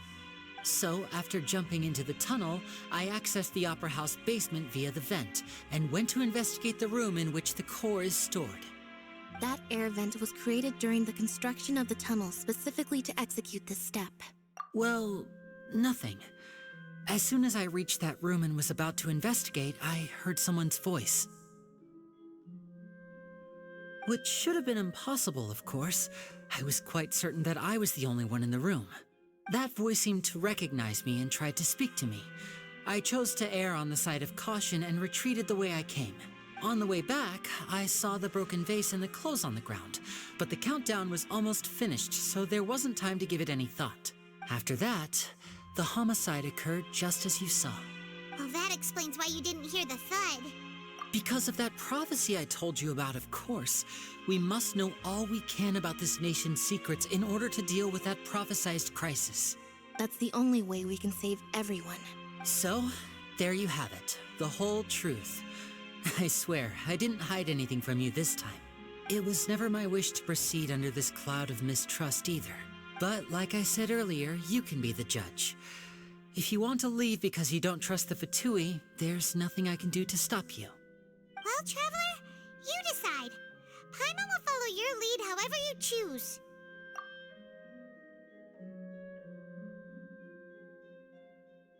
Okay. Thanks for giving us a chance. The current problem is that the scales are tipped pretty badly against you two. If we want to refute the Hydro Archon's accusations, we're gonna need a seriously watertight defense.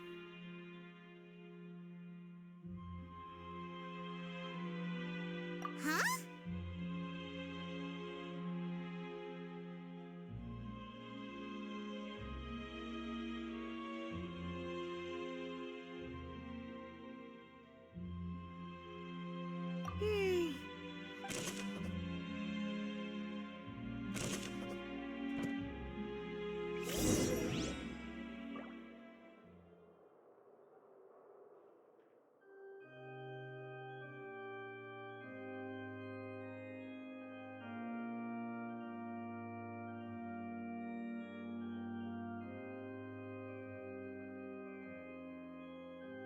Seems Linny is saying some strange things again.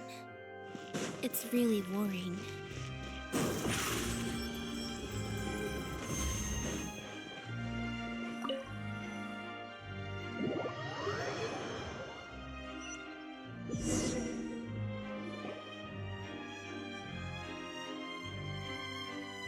Both parties have returned to their positions. Let us continue the trial. When last we left off, Mr. Linney acknowledged the new evidence presented by Lady Farina as fact. Therefore, Lady Farina may continue stating her reconstruction of the events. That took long enough. Now then, if everyone would lend me their attention. At this stage, let's revisit that scene from Linny's perspective.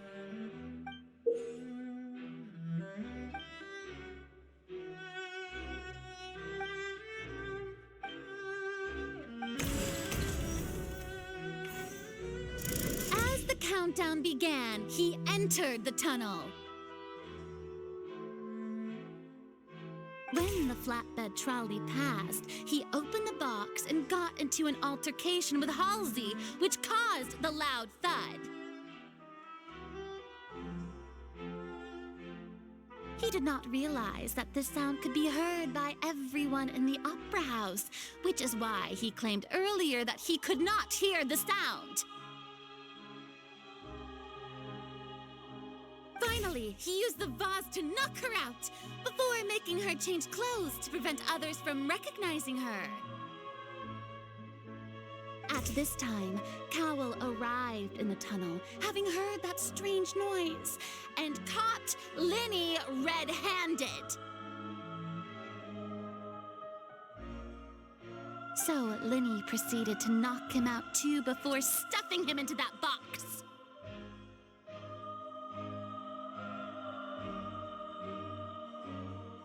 Afterward, Linny passed the unconscious Halsey to his accomplice through the magic box in the audience stands, before operating the devices such that Cowell's death would be ruled an accident.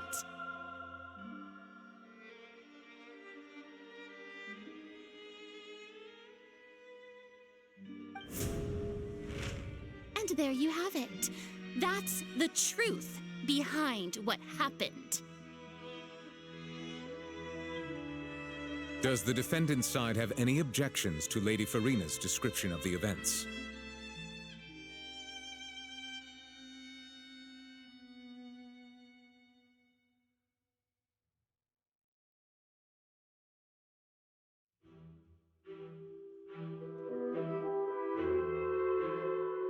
The key to refuting Lady Farina is the order of events.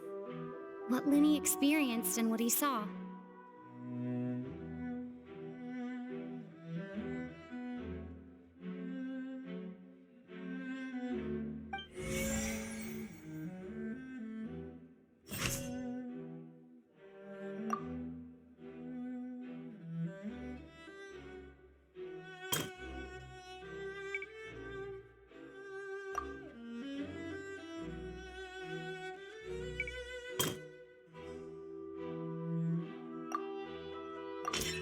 According to Linny, he left via the vent after entering the tunnel. He couldn't have had that altercation with Halsey.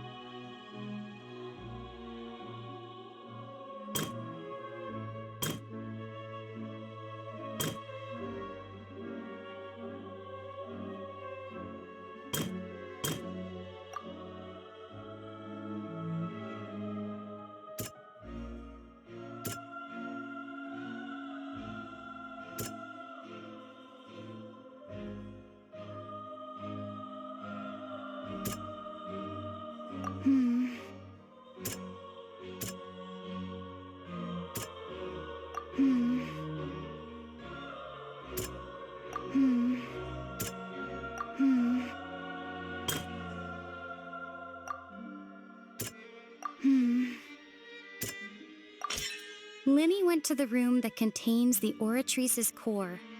This is the actual truth.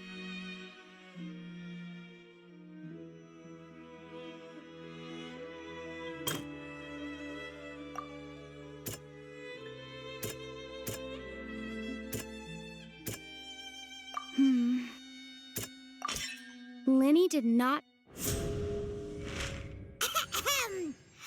Attention! Ace Detective Paimon has something to say! When the countdown started, Linny did indeed go into the tunnel. But he immediately used a vent to access the Opera House basement, which is where the underground core of the Oratrice is stored. Once he reached that area, he heard a voice in what should have been an empty room. Since he felt something was amiss, he returned immediately. The crime scene had already developed by the time he reached the tunnel again, and in order to complete the magic trick, he did not remain there for any length of time. Finally, he reached the surface, and that was when the accident happened from his point of view.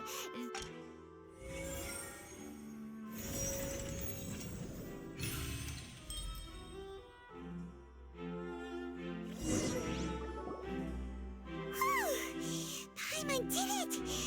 Paimon actually managed to say all that! Wasn't it awesome? In other words, you believe that he knew nothing of the incident? That's right! My reasoning? If that's the case, then if Carol hadn't entered the tunnel, who was the entire setup meant to kill? Assuming that what you say is true, Linny only needed to kidnap the young girl to cause a new disappearance case. What would the point of killing someone on stage be? Oh, they have a point. That's right, you tell him! And that's why they're partners of mine. They've managed to turn things around. Oh, well, your denial is very strident, I'll give you that. But what proof do you have to back your claims? Of course I do. If he had been in the magic box the whole time, how could he have not heard that sound? Why do you ask? You're saying that he wasn't.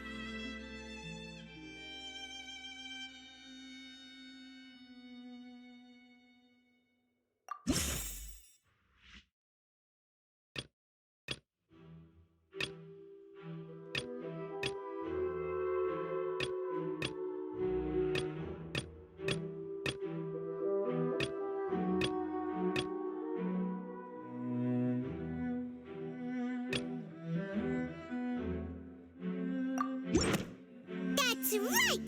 Lenny wasn't in the box or in the tunnel.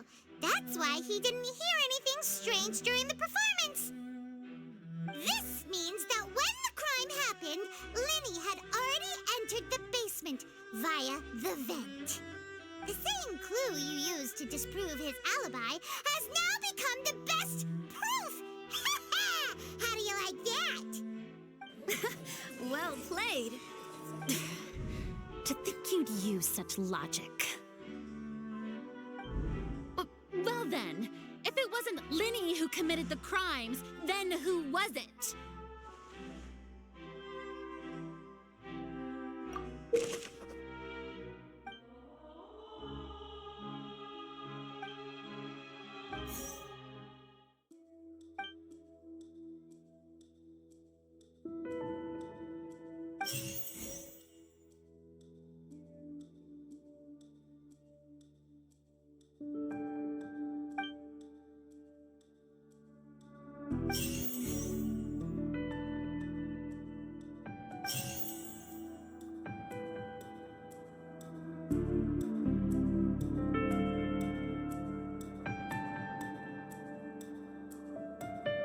The deceased's name is Cowell, Lenny's assistant.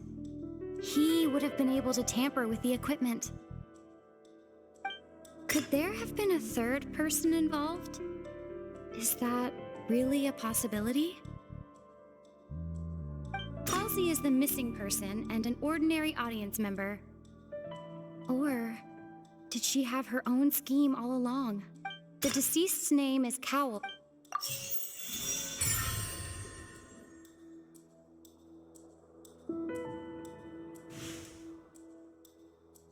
Huh? That can't be right. Are you serious? The killer was, in fact, Cowell, the deceased! Oh, is that so? How interesting! Let's hear your reasoning then. What I must do next is recreate the truth. What Cowell did, and how he went from would-be perpetrator to victim.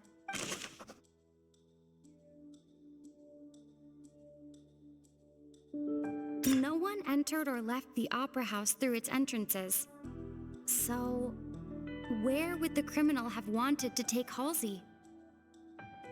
The sound we heard may have come from a clash between the missing Halsey and the criminal. It would have been tough for both people to fit into that vent. They would likely have bumped into Lenny as well. Lenny was not in the tunnel at that moment. The deceased's name is Cowell, Lenny's Halsey's clothing was in the tunnel. No one entered or left.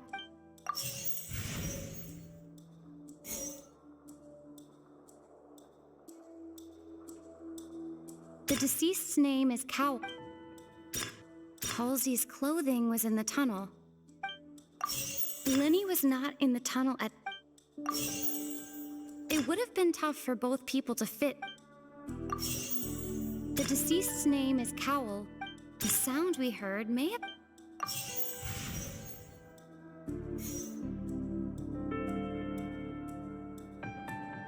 No one entered or left the... The deceased's name is Cowell. No one entered or left the op... Halsey's clothing was in the tunnel. So, there must have been... The sound we heard may...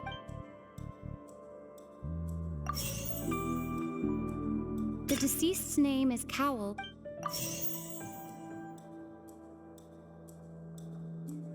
Lenny was not in the tunnel. Halsey's clothing was in... It would have been tough for both...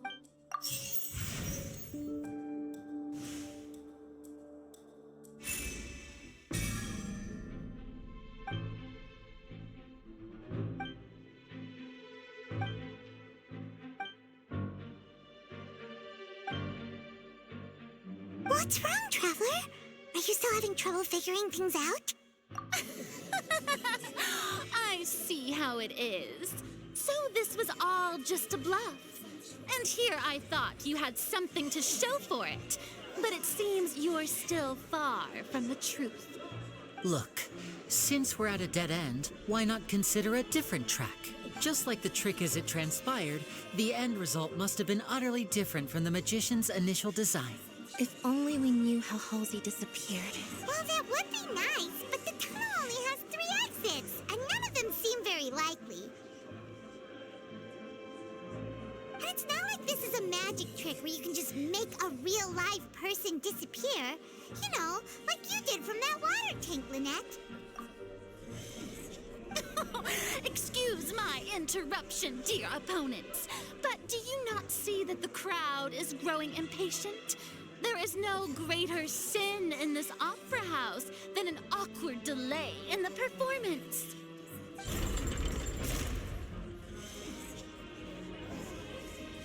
If the defense is unable to make further effective arguments, we will move on to the next stage of the trial. Lenny was not in the tunnel at that moment, which gave our criminal... The sound we heard may have come from a clash between the missing Halsey and the criminal. The deceased's name is Cowl, Lenny's assistant. The vase was not broken by chance. It was used to cover important evidence. The water...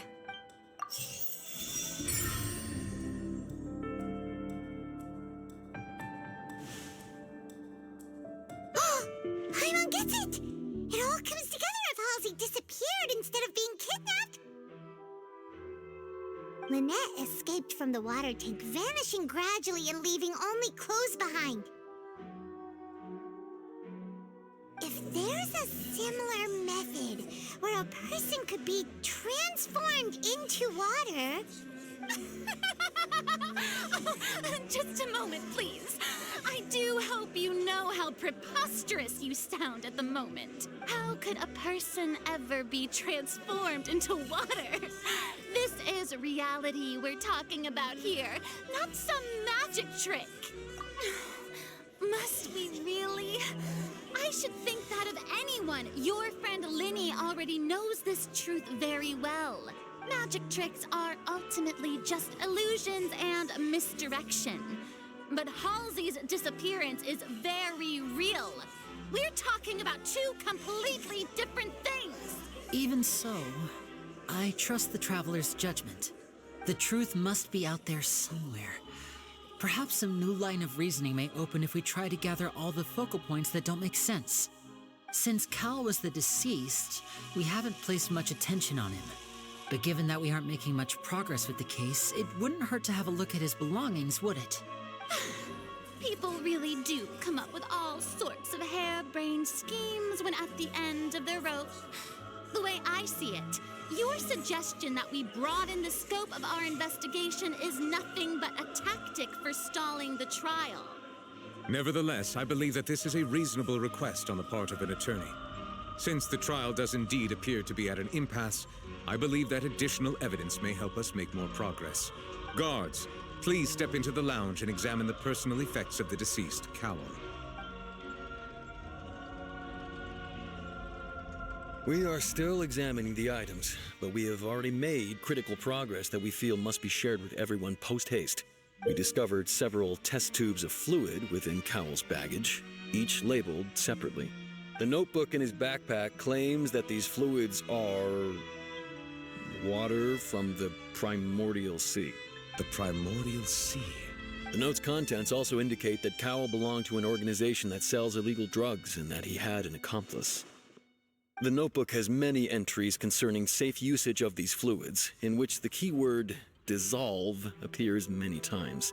One of these tubes was labeled Opera Epiclese, along with yesterday's date. It is empty.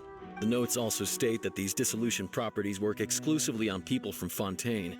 It's likely that Halsey was chosen as some sort of test subject. As such, we believe that the defense's hypothesis is, in fact, supported by sufficient evidence. You've got to be kidding! People dissolving into water? Could something so ridiculous actually be true? Wait a moment. This reminds me of a certain prophecy, but it's just a coincidence, isn't it? Huh. If people can become water, does that mean that the water tank's real use was as a means to hide water stains? And if Cowell was targeting that girl... Wait just a minute. Could that mean... You two, with me, quick! Demoiselle, wait! What about your partners? Let's go. Just trust me. Order! Order! It is undeniable that further examination of the deceased's personal effects has yielded some surprising results, but we cannot yet verify the veracity of these clues. Still, let us assume that these clues are indeed authentic, albeit with the understanding that Ms. Halsey has yet to be found. Guards, please continue examining the items along these lines. Mr. Linney, it appears your hypothesis is supported by the evidence, so please continue speaking. Of course. Thank you, Your Honor. If we uphold this hypothesis, I believe that many of this case's seemingly unrelated clues can be connected together. Right! Like the metal hook! That one didn't make sense at all. Let's think about this. Cowell's methods must have something to do with that water from the primordial sea.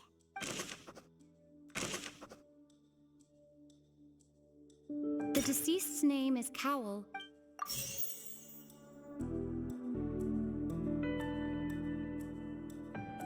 The water from the primordial sea should already have been prepped before Halsey entered. Now it seems like the hook rope was not meant for another magic trick, but was instead some form of triggering mechanism. The water from the primordial sea... Lynette was in the magic box on stage the entire time. Did she... I remember there was something else within the inner layer of that box.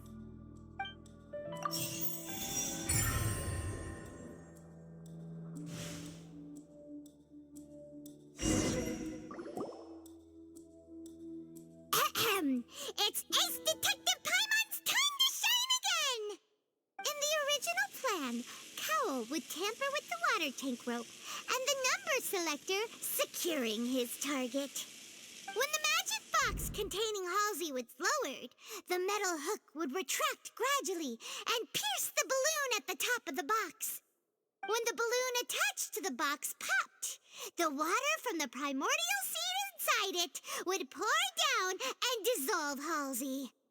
Afterward, Cowell would enter the tunnel and break the flower vase to conceal the water inside the tunnel, with the remaining evidence being covered up by the water tank on stage.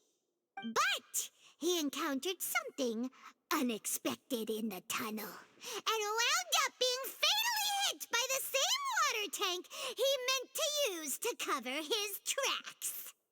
Huh. That does make sense. That actually links together a lot of the more confusing pieces of evidence. Oh dear, what do I do? Even I think they sound convincing now. Have I falsely accused an innocent person? What a humiliation. Now, it seems like the only point of contention remaining is the exact circumstances that led to Cal's death. His notes mentioned he had an accomplice who could be related to the situation. On that note, the guards have just contacted me indicating that they uncovered new evidence. I shall now invite him on stage to share it with us. Thank you, Your Honor. We were just inspecting the luggage of the other people involved in this case. And we found an identical sample of the water from the primordial sea among Linny's personal effects. What? That can't be. Oh, I see. Well, how wonderfully comedic to have your own counterattack only to come back and wound you. Does this not clear all doubt? My dear citizens, my loyal audience, allow me to present my reasoning and bring this performance to a swift close. Linny did not need to take part in the dissolution of the young woman at all. Indeed, he did leave the scene via the vent. Having made modifications to the props beforehand, his accomplice Cowell then caused Halsey to vanish using the water from the primordial sea. But upon his return, in cruel avarice, Linny desired sole credit and prepared to do away with his partner in crime.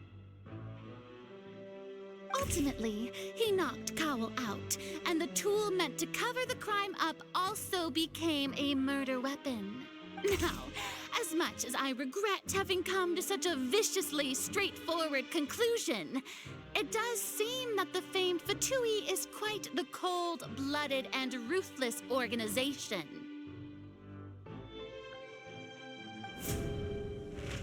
Am I right, Mr. Linny?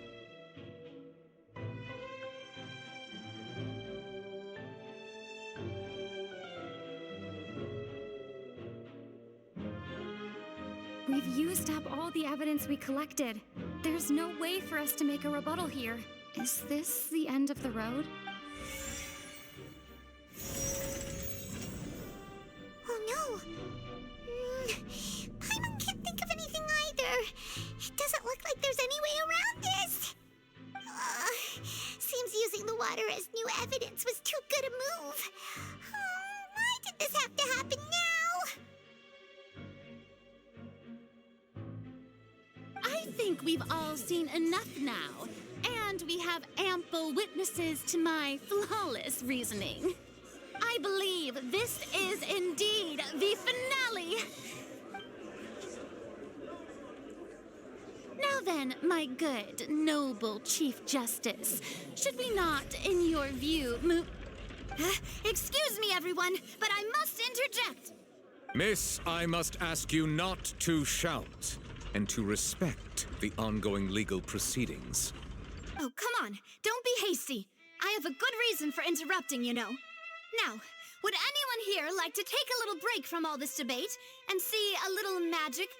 I'll show you an amazing trick, one that can bring a young woman who has disappeared back in the flesh, right before your very eyes.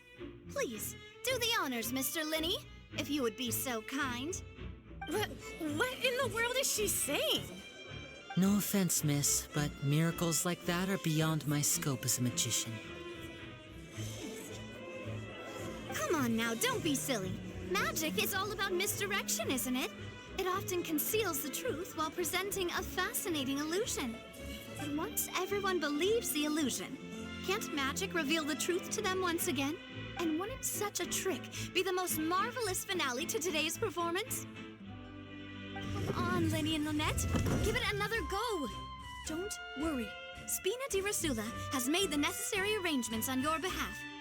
But as the magic makers and stars of the show, I think I should leave the final performance to you. I understand.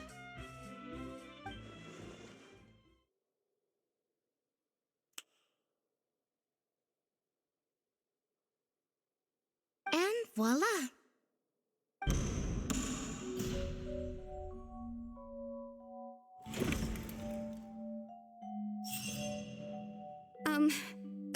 Sorry for the interruption.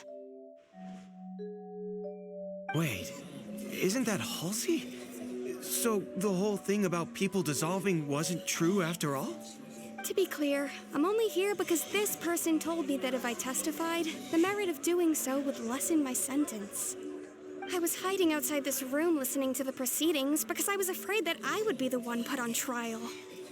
I was just feeling happy that no one had noticed me, and then before I knew it, she caught me. That'll teach you to underestimate us three. Where should I begin? I'm sorry. I'm the one who killed Cowl. I admit it. What? Why? Firstly, my name isn't Halsey. It's Lillian, and I'm originally from Mondstadt. I heard that Linny's show was gonna be a real thriller, but I missed the chance to buy a ticket, so I stole one. That's how I make a living. I steal stuff here and there. And I'd never been caught before. But I was noticed at the harbor a few days ago, and I barely got away. Linny was the one who caught me in the act. Hey, no wonder you look familiar. So you were the thief. Liddy even mentioned that you were pretty skilled. Well, and I thought that would have been the end of it, but then the number selector chose me. He even mentioned the Fortress of Meripede. That's a prison, isn't it? So you can imagine how shocked I was. I thought he was on to me for sure. So I played along with the show while looking for an opening to flee, but then I got water poured on me for no reason, and then someone jumped into the tunnel to nab me. I wasn't going to take that lying down, so I knocked him out and stuffed him into the box. There was nowhere to run from there, though, so I had to change my clothes and hide in a box containing performance costumes. I slipped out after the first guard arrived at the scene and continued hiding inside the opera house. Can a person even hide in there?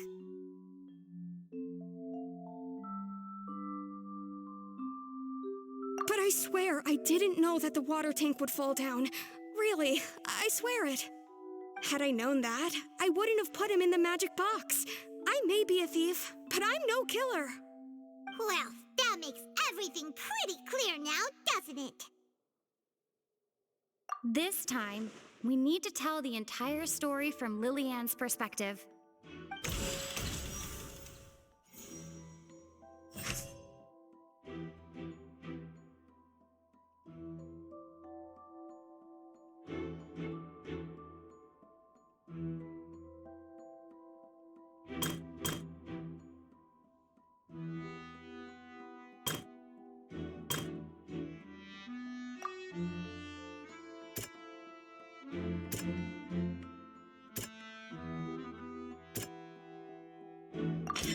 The strange sound wasn't from a fight.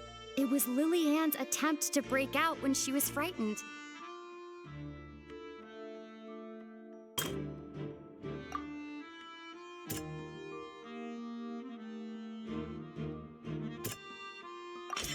The flower vase was not broken to cover anything up, but was smashed during the struggle between Lillian and Cowl.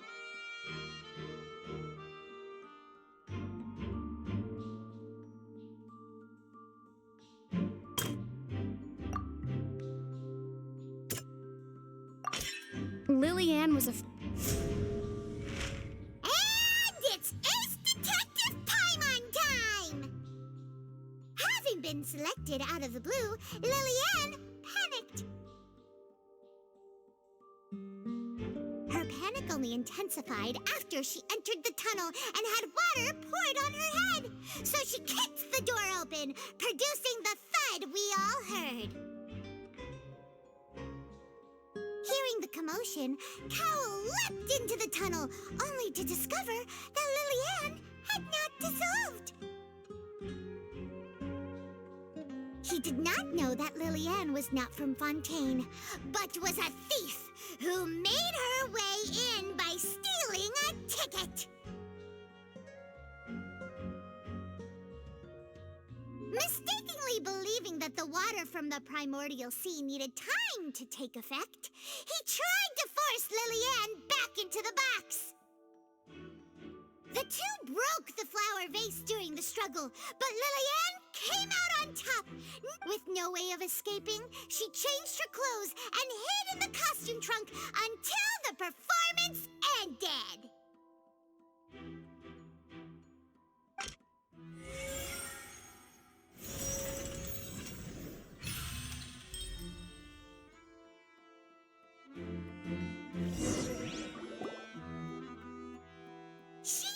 that she would have to go through guard inspection if she tried to leave afterward.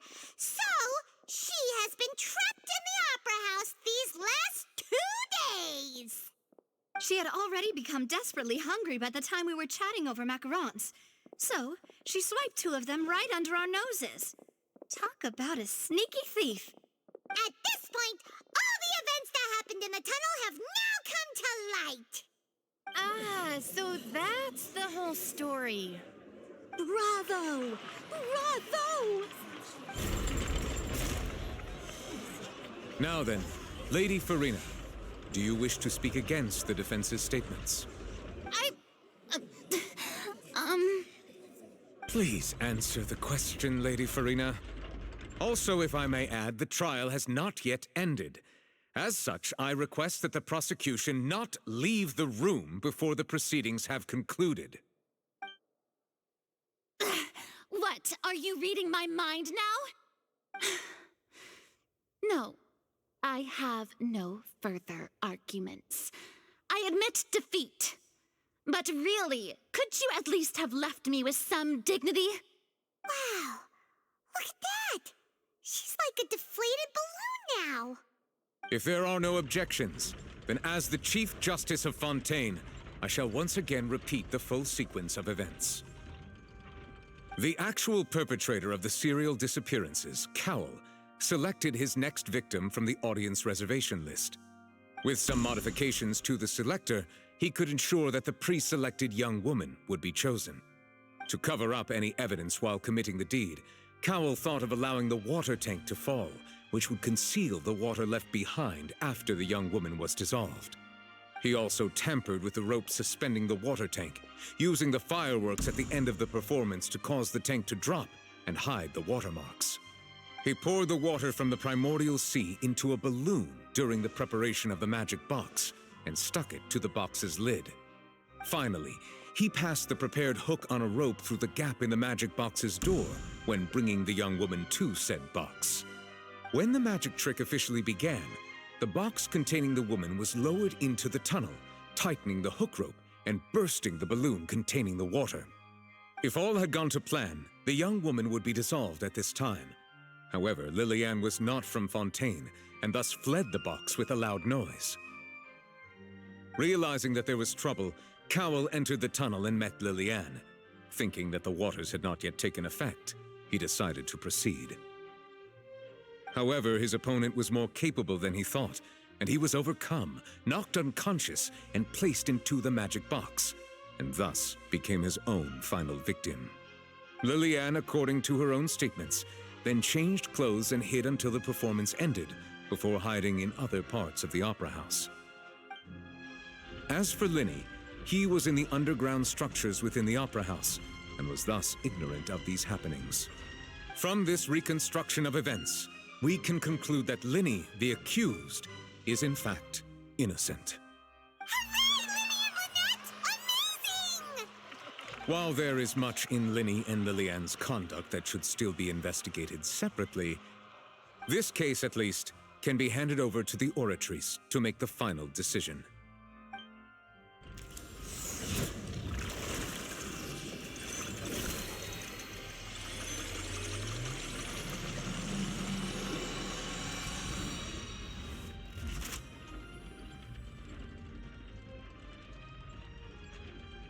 As such, Linny and Lynette are officially declared not guilty.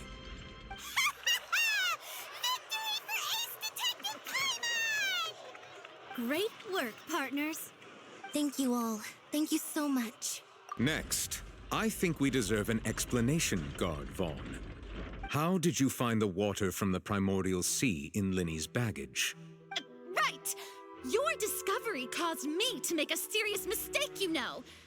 Or was that not a discovery, but false evidence that you dare to bring before this court? I suspect that the accomplice mentioned in Cowell's notes was not Linny, but you, yes? I'm sure you know what you must do to lessen your sentence. Speak quickly! Unless you want to earn yourself a one-way ticket to Coupon Town. I was just following orders. We were supposed to place blame for the serial disappearances onto Linny, and thus cause suspicion to fall on the Fatui. The higher-ups said this was the best opportunity to do so. And now that your plan has fallen through, and the secrets of the water have been revealed, you have become a liability to said higher-ups, yes? Therefore, you would be wise to tell everything you know, and seek the protection of the guards. Yes, I'll tell you everything I know. Our boss discovered that the water can cause people to dissolve. It can also be made into a potion, which when extremely diluted, can cause people to experience unforgettable exhilaration. We've been in this business for a while now, and have made decent more off it. The disappearances were also the boss's idea. I mean, this is the boss we're talking about. The...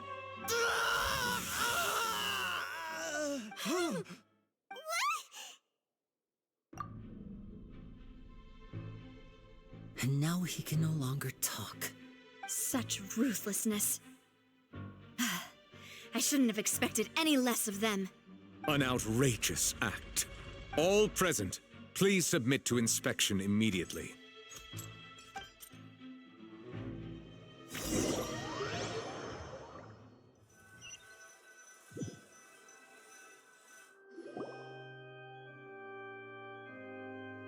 So, we're just going back now? That's true, but... Traveler, Paimon, please wait. Lenny...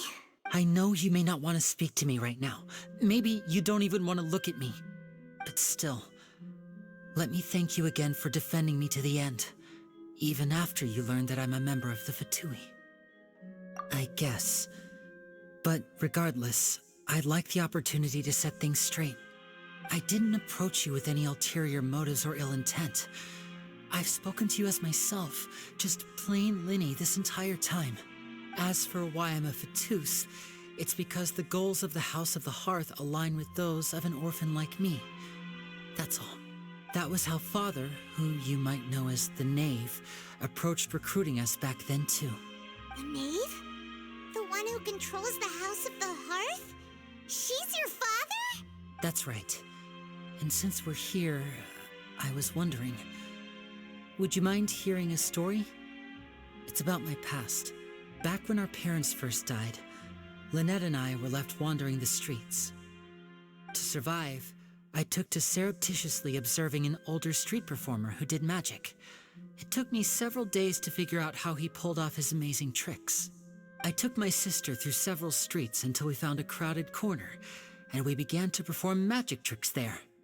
To my surprise, we proved to be pretty popular, and we could at least stop worrying about where our next meal would come from for a time. But I didn't want my sister to remain a street rat together with me forever. Before long, an aristocrat came to me and claimed that he wished to take us in after watching my performances. So you went from orphans to nobility just like that? That was how we felt at first, too. As if fate was on our side and we could say goodbye to those painful days. But I gradually discovered that while we were called foster children, he was really after my talent for magic tricks. He would constantly take me to all sorts of banquets to garner attention, which he would then use to expand his social circles. That doesn't seem too bad either. Better than roaming the streets at any rate. It took a while for me to realize just how dark his heart really was. After one particular performance at a banquet, I discovered that Lynette was not on the same return vehicle as me. I waited a long time after we returned home, but she did not come back. I went to that noble's bedroom and asked him about her whereabouts. The answer he gave me was, she caught the eye of the most eminent person at the banquet, so I sent her over as a gift. I mean, you'll be able to perform your magic regardless of who your assistant is, yes? Oh no. So he was gonna... But wouldn't Fontaine's laws deal with such people?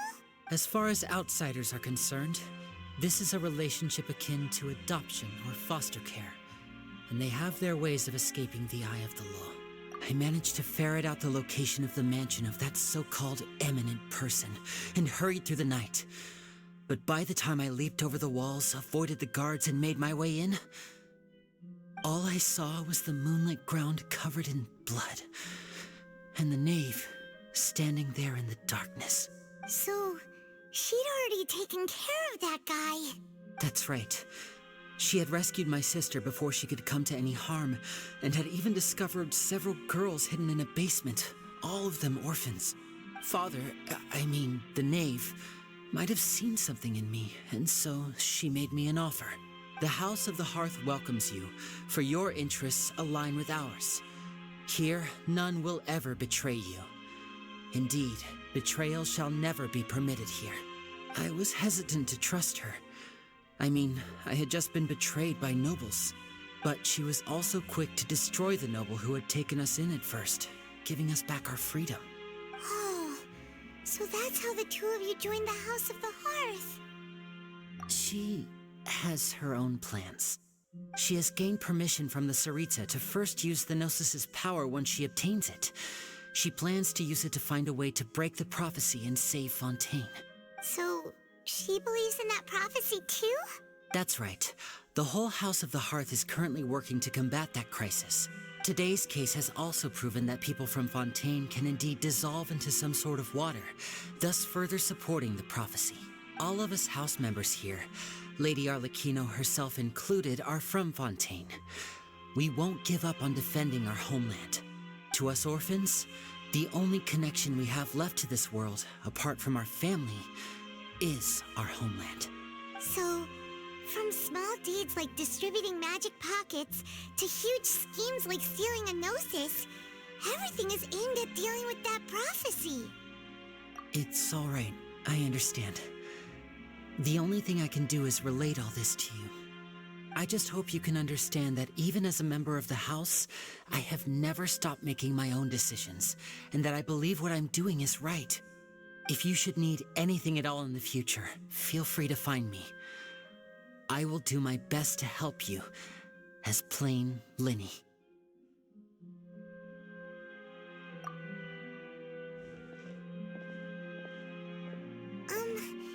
Bye, Linny!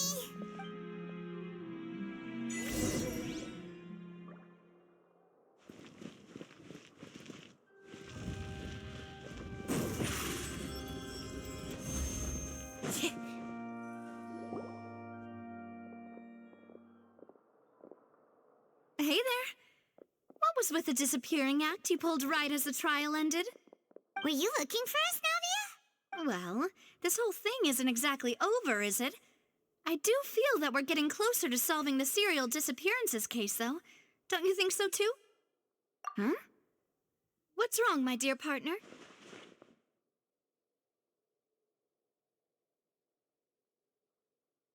Besides, are you sure we're the ones who can crack a case that's been cold for decades now? And given that there's new evidence from the trial, there should be a trail of breadcrumbs for the Hydro Archon's people to follow now, right?